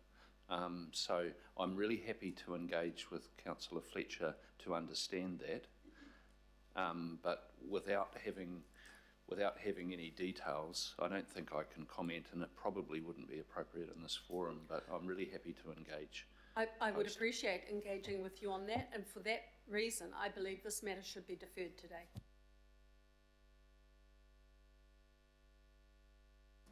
Councillor Walker. I just want to agree with Councillor Fletcher. I believe I've been misled. If you want me to document that, I'm quite happy to do that. But I absolutely want you to document it because there are people's reputations at stake here, and I think we've got to get to the bottom of it at some point. So we know from the information that's been presented to us that the situation has been changed. It's certainly been changed around micro-mobility, as Christine Fletcher has mentioned. We've received information around seismic that's also, I'd suggest, at odds with information that we've received. We've got further information that's coming to us even in this agenda that goes to the bus facilities and the like that are different to earlier information that we've received. Everything's changing. What follows from that is that earlier, any parties that were expressing interest or involved in any tendering process may well have been subject to that information that I'd suggest So we've got... has since changed and was incomplete. Now, I think you're making allegations in a public state here, so be very careful. I wasn't here at all this part. You're all going back to something that happened in the past. We have an open report that suggests we should take this in confidentiality. So you bravely wander into the flak yourself, mate, but I'm just warning you, this is all from way before my time, but if you're going to make statements, be very, very careful what you're going to be saying, both of you. The Auckland Council exists in perpetual succession. It doesn't worry me too much whether it's the previous term or it's now. We're engaged in a process that's continuing. That is the case. This council exists in perpetual succession. I can appreciate that you weren't the mayor then, but I was certainly... Point of order. Point of order, 1.7C, discussion of questions not before the GB or committee. I'm wanting to understand, Mayor, what is this is a lot of debating points, but are we in questions, or because I know that we're not debating yet the confidential item, this is the info report, so I'd like to know exactly where we're at. This is not debating, as far as I understand. We gathered today to discuss whether or not to have a multimodal cycle scooter thing inside this building. That's what we're discussing. So if that's what if somehow or other you're advised that a multimodal scooter wasn't a multimodal scooter, well, that's one thing. But that's what we're here to discuss at the moment. So the point of order is of relevance. Through you, Mr. Mayor, there were a range of provisos other than just a micro-mobility facility. Well, I think that's what the paper is about. And they're documented. It's more than just a micro-mobility facility. Well, this item is about whether or not we should pay for an expensive micro-mobility hub, which you people somehow or other convince yourself is a good idea. Personally, I don't think it's a very good idea at all, but then again, that's for the day's debate. I think what you're hearing, Mr. Mayor, is that there are some councillors that are challenging the process that has occurred to date. I think Councillor Fletcher's been quite explicit. I'm agreeing with that. But that's not a discussion for here. That's a discussion about some process which was passed unanimously. So, and there was one subsection from this which was passed 17.4, which you voted for and Councillor Watson voted against. It's in the papers there today. And so even if you had been misled, Ms Fletcher, it wouldn't have made any difference to the result because it was passed. The issue, Your Worship, is whether or not your statement that this is a done deal is the case. Your statement. I've made no statements. I've just said that I'm not happy to find myself in a situation. In ruling out people speaking in public forum, you implied the decision had been made. So well, I'm a decision has that. been made. It's not a decision I would have made, but it is a decision that has been made. Oh, come on. Councillor Turner. My question is to Meredith, please, as a new councillor sitting here without any background to this subject, but here because the public have sent me here. That's their only way every 3 years to put direction into this council. My question to you is there any reason I'm being asked to vote here on an issue, yet I've heard all this talk about litigation and being sued. Is there anything that I should consider why I can't exercise my vote in the way I think the public want me to? My job is to advise you on legal risk and to let you know what the legal risk is associated with the various decisions that you make. But ultimately, the decisions that are made around this table are made by the elected members, taking into account the advice and information that you receive. But because I'm not equipped for this sort of stuff, it's a little out of my tradie realm, I need to know if there's anything here today that inhibits my ability to exercise my vote, I've got a thing presented to me, I decide to represent the public in the way they want me to. Is there anything stopping me just exercising my vote? Nothing at all, because we are voting for noting the receipt of a paper and that there will be a confidential follow-up due to commercial aspects. Nothing unusual about that. That's all you're being asked to do. Just read what you're being debating about. Quite simple. We do lots and lots of things for commercial reasons. Every time we let a contract go, we go into confidentiality because of the fact that there's money changing and there's competitive processes. That's well known. So so just consider, have a look. You've been asked to vote on whether you are noting the information contained in this report and that the report is confidential due to commercial aspects of the council's car parking operations contained in the report. That's all you're being asked to do here now.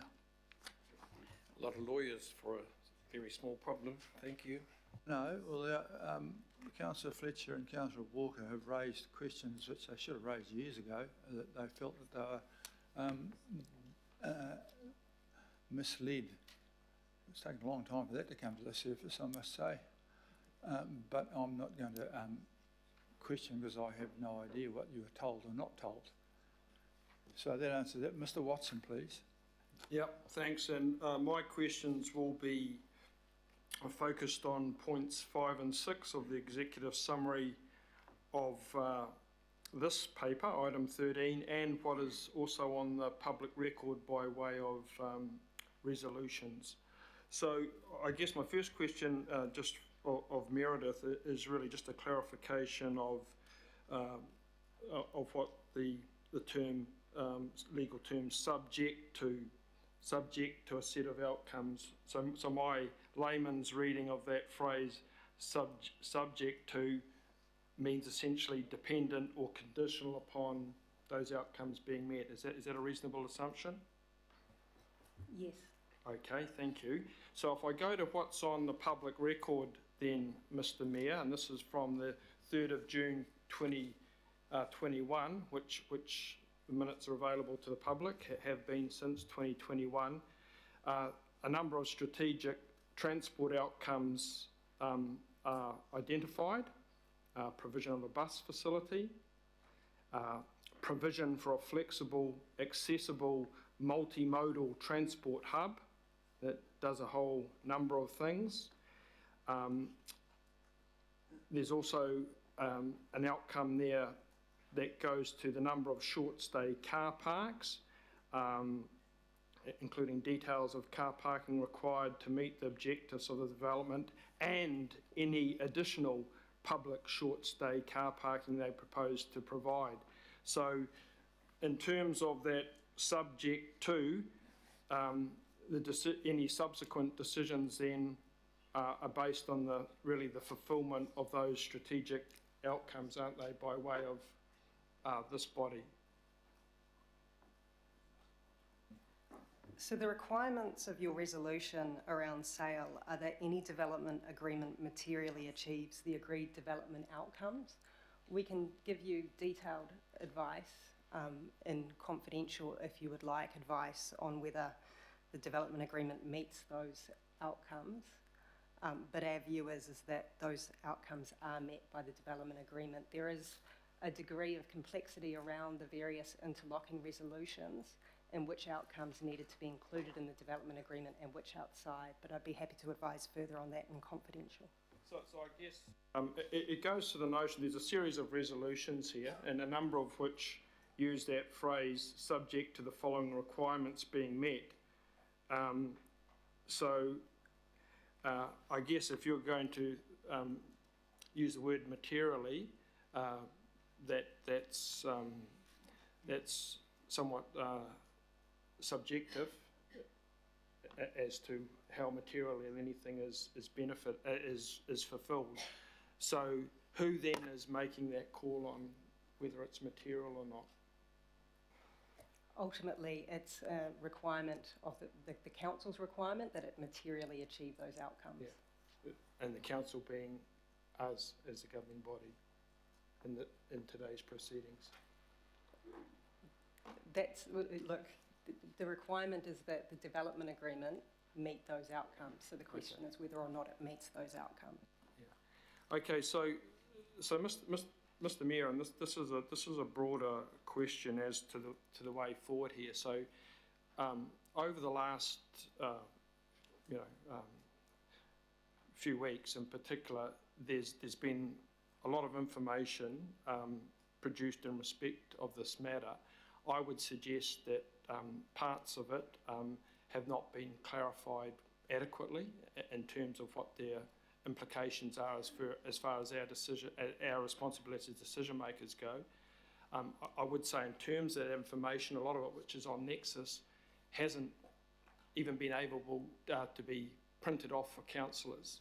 So personally, when I have a situation where there's large amounts of different bits and pieces that go to this, from legal opinions to valuations to agenda minutes, I don't think it's a satisfactory state of affairs that elected people can't even get that information printed off to aid their decision making today. To my way of reading, that's a operational shortcoming in the way this matter has been conducted today, especially given the significance of the decision that's to be made. So I'd put that on the record and put it in the context of the changing nature of some of the advice and some of the obligations in terms of those strategic outcomes that I've referred to at the start. Okay, well, I'm not trying to shut down public debate, but we are dealing with confidential commercial negotiations which were started under the previous council. And there are some matters that are subject to legal threats. And we need to discuss that with advice and confidence to protect the legal privilege attaching. I do note that the debate about the transport outcomes you agreed for this was in public, and that was well before my time. But so there has been public debate before we got to the stage of commercial negotiations, but now we're here. We're into commercial negotiations. See, yes, transparency is important. In this case, the responsible thing is to discuss this matter in confidence, and I'd please respect that. But we are really meeting to discuss whether or not the paper is about whether or not we have a multimodal scooter thing inside this building. That's what we're discussing. So my final question in respect of that, Mr. Mayor, is that if one of these outcomes or one of these stipulations in respect of the whole tender process is subsequently removed, and this is a question for you, Meredith, does that in any way impact upon the process as a whole that has informed the decision of any party who's entered into this process if something is changed after the fact? Well, it is a negotiation. Yeah, can talk to the council legal. My view is there's no legal impediment to you taking the decisions that are on the confidential agenda. If you'd like more advice around that, I'd be happy to give that in confidential.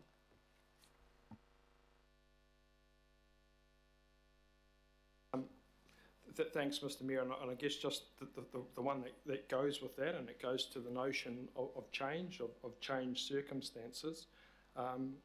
So this matter has been going on for the best part of 3 years.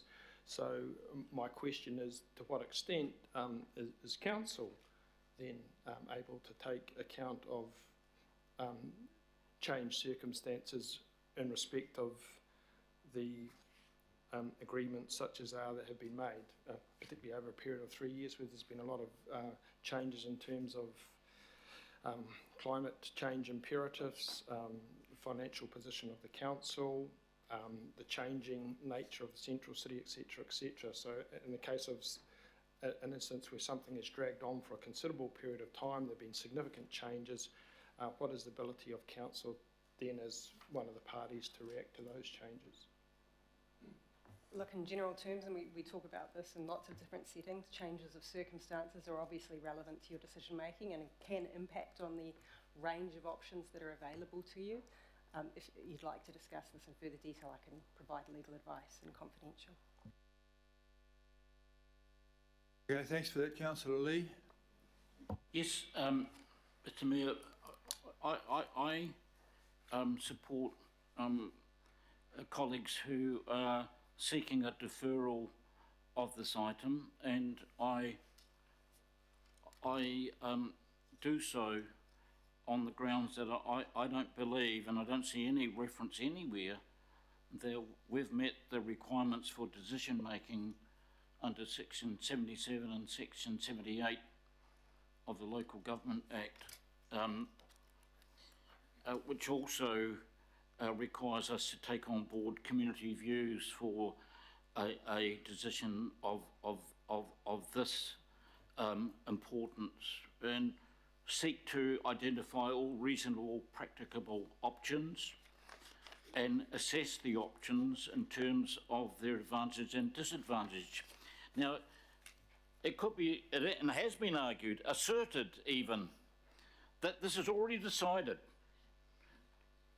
The chief executive of Heart of the City wasn't allowed to speak about her concerns of the impacts of this on the central business district, because it's already decided. So, okay, but the chief executive didn't apply to. Sorry, I'll move on from that. Well, it's just not true. That person did not apply. I'll move on from that.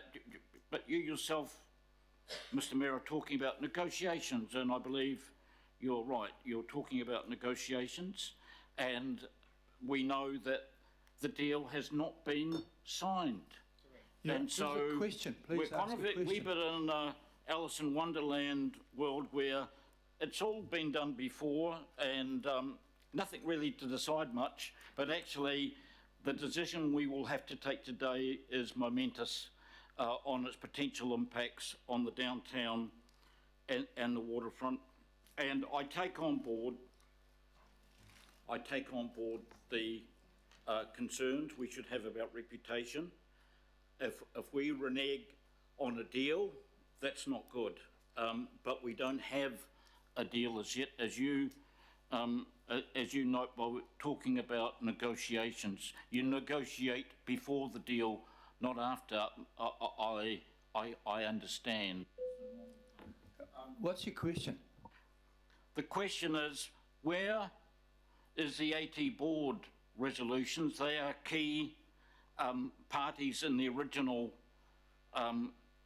resolutions in December 2020.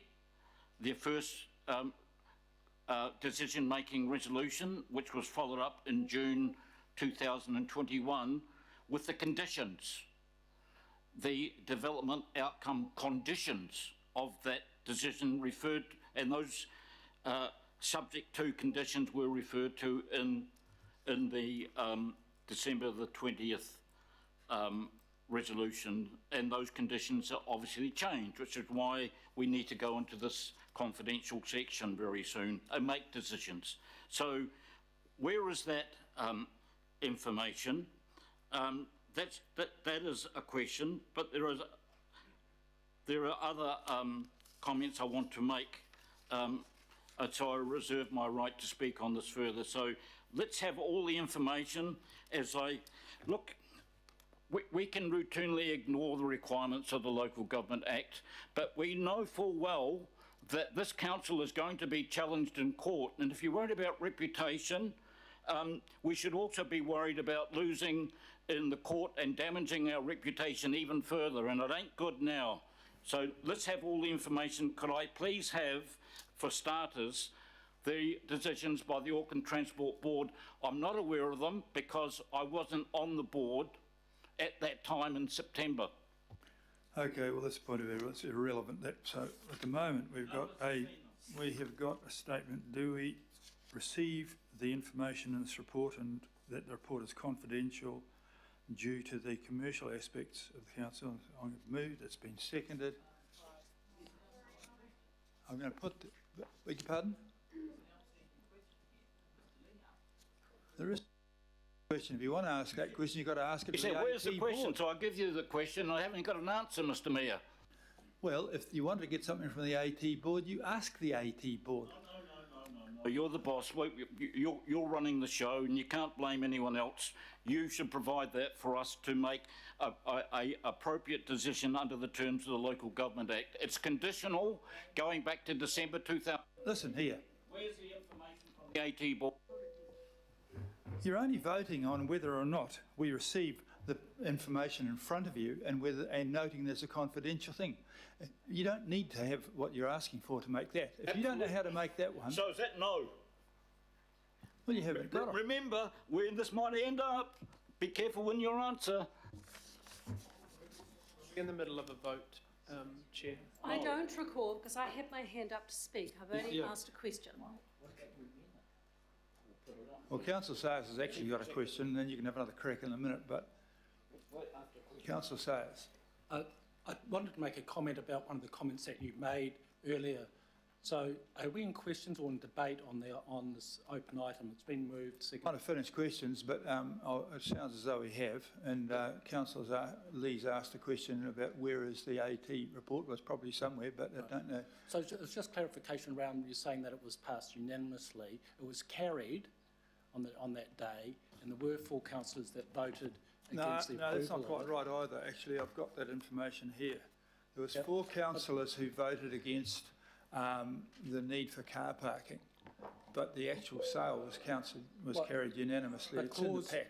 It doesn't say carried unanimously, it says carried, and also if you note clause B of what we voted against, the 4 councillors, Watson, Stewart, Fletcher and Sayers.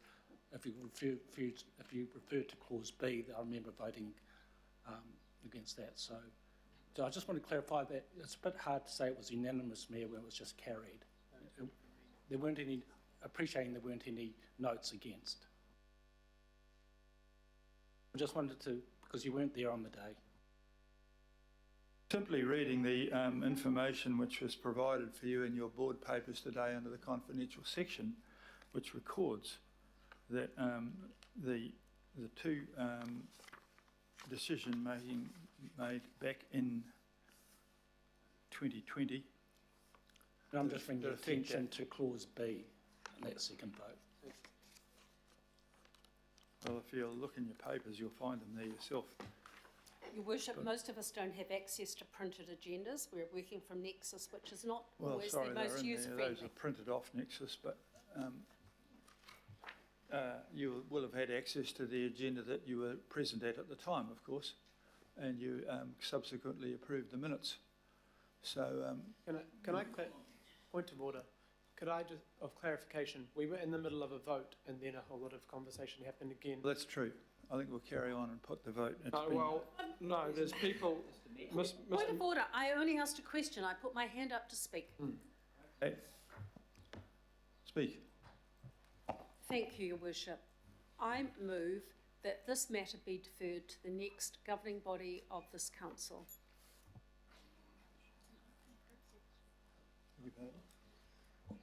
And such an amendment has already been lodged with the Chief Executive. So do you really want to refer an open process report? Is that what you wanted to do? Yes, because I believe that there is information and there are discussions that need to be had amongst officers, and this matter would be better dealt with next month. Okay, well, have you got a seconder for that? Because I'll bearing in second that. mind that you can defer that, but it still doesn't stop us going into confidentiality and dealing with the confidential agenda. All you're doing is deferring a noting. So if you want to, we'll go and do that after this, and you can defer a noting of it.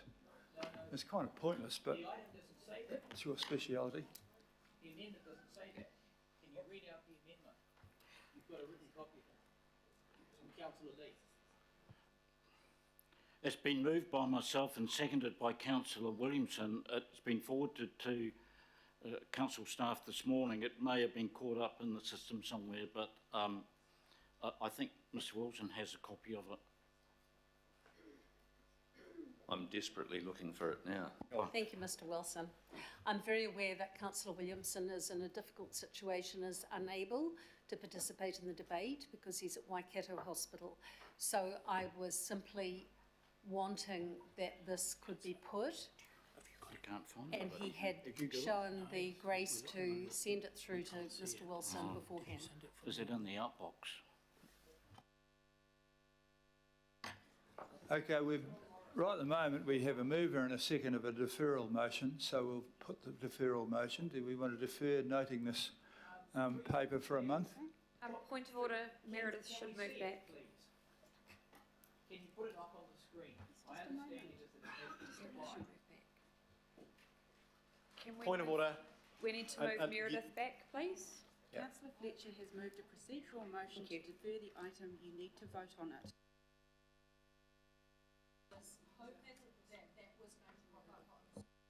But currently you have moved a procedural item to defer the debate. It's been seconded and so it has to be put. That's what procedural items do, and you know that. So all those in favour of deferring... I do know that, Your Worship. I was endeavouring because we were being told that we were midway through a vote. We were not midway through a vote. We were waiting to actually have the debate on the matter. Meredith has now stepped away, and I was very worried that Councillor Richard Hills was saying that we were midway through a debate. So perhaps I prematurely moved the deferral motion that Councillor Williamson had prepared. If that is available, I think it should be put up on screen. Yeah, but first of all, you've currently moved a deferral motion, so we have to put that. I'm happy to withdraw that in favour of the amendment that Councillor Williamson, who's online, I understand, is ready to move. Well, we haven't got it yet to put it up yet, so currently then you've withdrawn the move to defer a vote on receiving a note.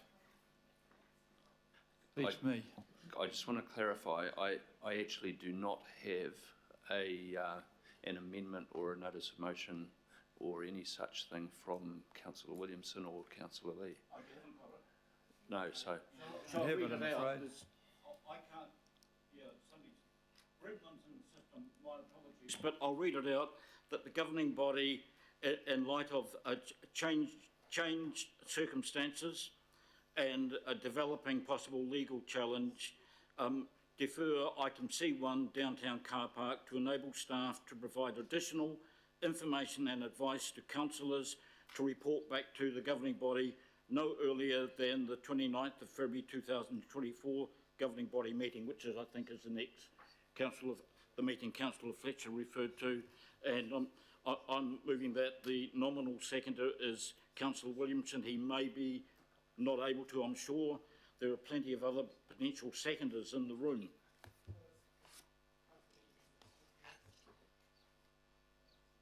Where the hell is it gone? We'll just halt things while we take some advice, because this is a sudden change of something which we're supposed to have heard of, but we never did, which you've just written up now and we haven't got.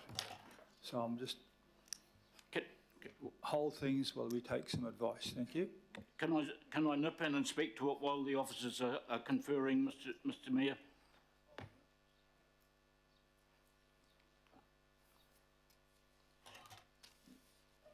I'm adjourning the meeting for 5 minutes while we clarify exactly whether there is or isn't something or other that's been sent. Thank you, Your Worship. I note that you wanted to know where the AP board was. Where's your bloody meeting? I was just trying to buy some time. Where the hell is that?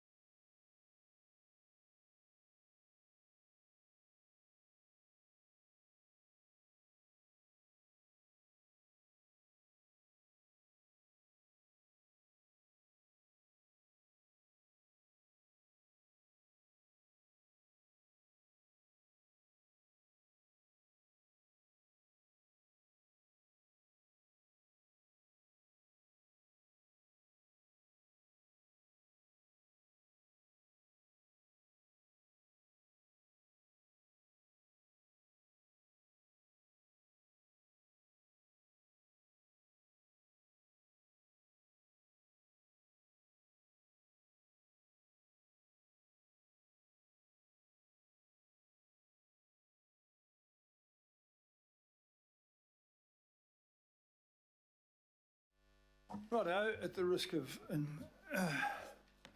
deep humiliation, I'm going to open the meeting again and reconvene it. I'm not quite sure what's happened in the last couple of minutes, but as it stands, we have a moved and seconded motion to Your Worship, I withdrew that.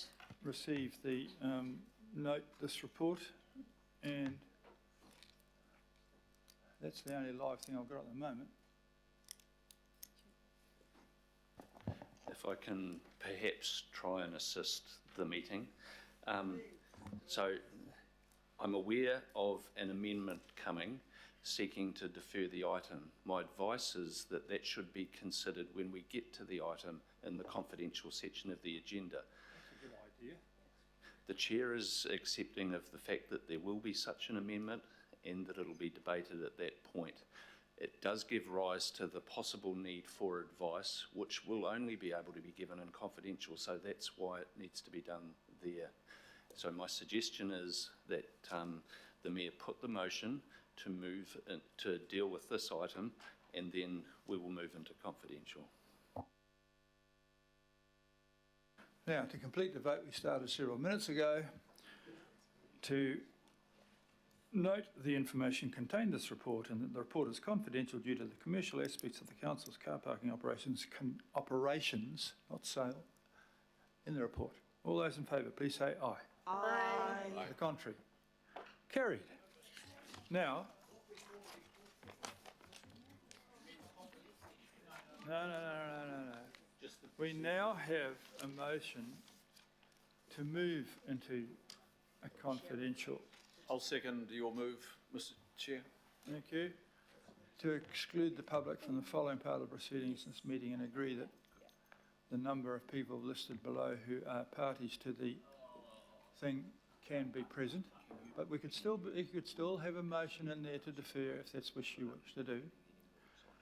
So we're going to go into confidentiality, and it allows those people there to be. That's been moved and seconded. I've got two questions from Walker and Watson. Can you turn his mic on? Can you turn your microphone on, please?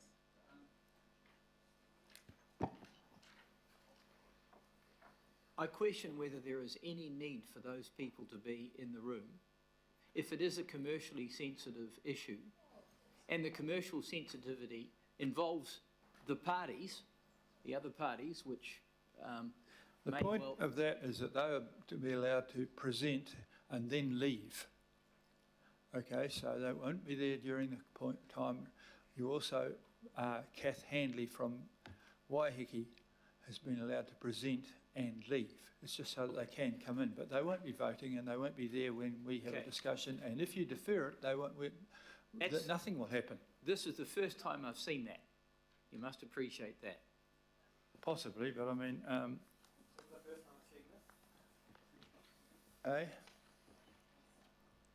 well, that's been moved and seconded anyhow, so you can consider that. Through you, Mr. Mayor, the words there state, be permitted to remain for confidential item C1 confidential. There isn't any mention there that they will, they'll be leaving after some presentation that they're making. What you're saying is they'd be permitted to present. That is correct. This is a very sensitive process, and my concern is it be done properly. And as it stands now, I don't believe it is. Well, you've been a party to several things not done properly, so that's possibly true. You've got more experience I object to those words, Mr. Mayor. I object to those words, and I would ask those words of yours to be taken down, and I can do that under standing orders. Thank you. You can indeed. So I've asked for those words to be taken down. Well, I'm not going to take them down because you have been a party to several of those. It is my right to ask for those words to be taken down. It's not subject to any vote. It's in standing orders. Thank you. It is, and it's my ruling that I don't have to do that, and that's my ruling. It is not your choice, sir. I'm sorry, I'm ruling on that. Now, we come back to the point. Come back to you point making. Of order. Point of order. Your point of order is which? Which one? Which you point do of not order? have. You do not have the authority to rule over I'm afraid a councillor asking for the words to be taken down. That's in standing orders. If I might make another suggestion, I've asked Sandra to include some additional words in the resolution so it's absolutely clear that the purposes for which those people might be here is to make a presentation after which they will be asked to leave. Well, that should be down there. It's just coming. Made an excellent point and we have amended it accordingly. Councillor Lee. My question is, Mr Mayor, if those worthy people, all of them, about half the number of the councillors present around the table, are here to make a presentation, in other words, a sales pitch, how can we argue that it's all been decided? It hasn't been decided, has it? Let's be honest about it. We should send back an apology. The debate is about whether or not we have a multimodal scooter place inside the building. Surely the decision should be about best for Auckland. I mean, I have no idea as to whether or not the information that these people want to present is confidential or not. I do know that the item is confidential, but not their presentation. And if their presentation is not confidential, it should be heard in public. So I object to going into confidential to hear a presentation that arguably should be heard in public. Well, you can vote accordingly then, can't you? Through your worship, I'm advised that the presentation contains material that is confidential, and given we're talking about a publicly listed entity, there would be disclosure considerations. That was the advice to myself. Have you seen the presentation? No, I have not. Question, would it be appropriate to deal with the deferral motion before we retain these people in the room? Because obviously this is going to cost a lot of money for the company sitting around, and I think probably we would deal with the deferral motion so they, perhaps with a bit of luck, they may be able to return to work. We can deal with that as the first item under confidential. Okay? So at this stage here, I'm going to put the motion, do we move into confidential or not? All those in favour say aye. Aye.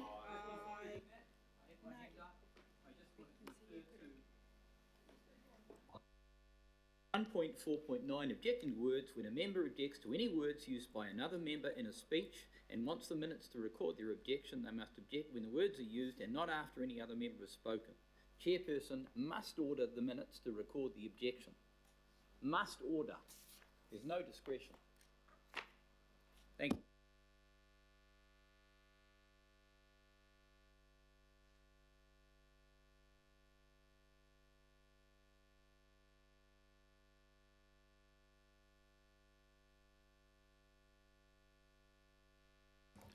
So the particular words were from me suggesting that you had experience of items that had not come to fruition, which is correct. The exact words are on the video recording. I'm sure the officers will be able to check. All right, well, we'll deal with that when you found them. But in the meantime, I'm going to put the motion whether they're going to go into thing. Councillor Walker? Watson, sorry. Yep, mate. I realise that, sorry. I just wanted to speak very briefly to the motion to go into confidential, and I guess at the risk of stating the obvious, Mr Mayor, the other party to this item, of course, is the public, and I'm not sure they'll be terribly reassured by proceedings to date.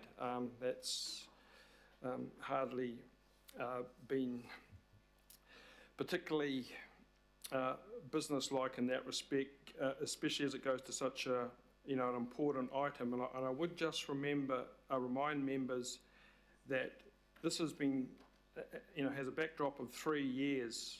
This matter has been going on, and during that time, as far as that public interest goes, and these aren't my words, we've had reference in respect to the downtown car park in terms of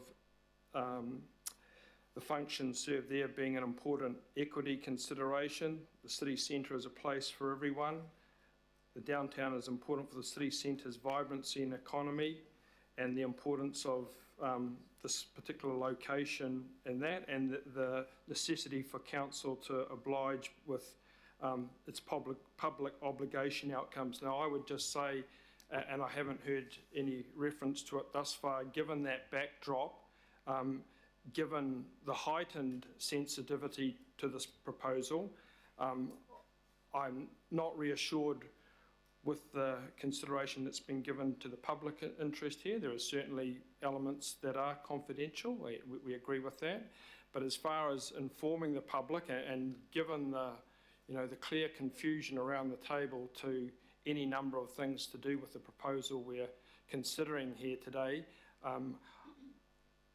I'm not certain how that public interest and obligation is going to be met through what occurs today, because they've been shut down from speaking in a number of instances.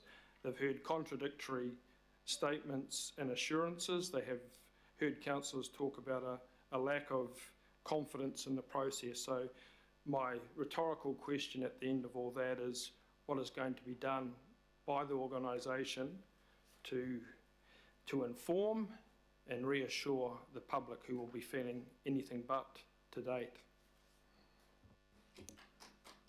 I've heard that, but in fact there is only one party to the negotiation at the moment. They're being represented.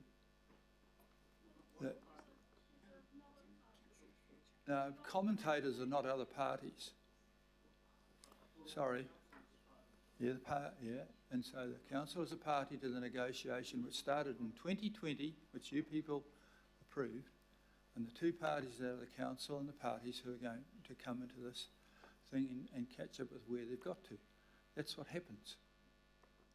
And so, Councillor Fletcher has something to say about in this. speaking to the motion to go into confidential, on the basis that the assurance that you have given us and the advice that we have received from our CEO, Phil Wilson, I'm willing to support it. I think it's unfortunate that it is so difficult in this place to raise issues of objection. I mean, it would be very easy for those who do support what's happening today to mock those of us who have got genuine concerns. It's hard to express those concerns in the churn of this environment, but when you get past the confrontation of the debating chamber here, I think what is underlying this is the genuine concern that has been raised by hundreds of Aucklanders with me. Is this the right decision for people with disabilities? Is this the right decision for Auckland moving forward? Is it good for business? Is it good for the environment? I don't know the answers to all of those things. And in light of the concerns that have been raised with me, in light of the information that I feel I have not been given, I believe it is time for us to take a moment to pause and reflect on these. This is no way an aspersion on precinct. There are some fantastic people that have been part of this, that will be present in the confidential section to make a presentation to us. I've got the highest regard for those folk. This is no disrespect to them. This is simply about exercising good kaitiaki for the people of Tamaki Makaurau. This is about the assets that have been built up over a long period of time, and if we have any doubt and if there is any uncertainty, it is our obligation as elected members to actually drill down into it. So I thank Phil Wilson I totally agree with that. guidance and that I he has presume given us, and the assurance from you that you will entertain an amendment when we go into confidential. So thank you. I agree with all of those statements, and all of those things are presumably what the cautions and exercise that you made when you made the decision in 2020 to agree to enter into a negotiation to sell, now, and which you did. And that's something I wouldn't do, but you did. And so I'm going to put the motion to go into confidential. All those in favour, please say aye. Aye. Anyone against? No. Okay, record that. That's Councillor Lee, was that? And Walker?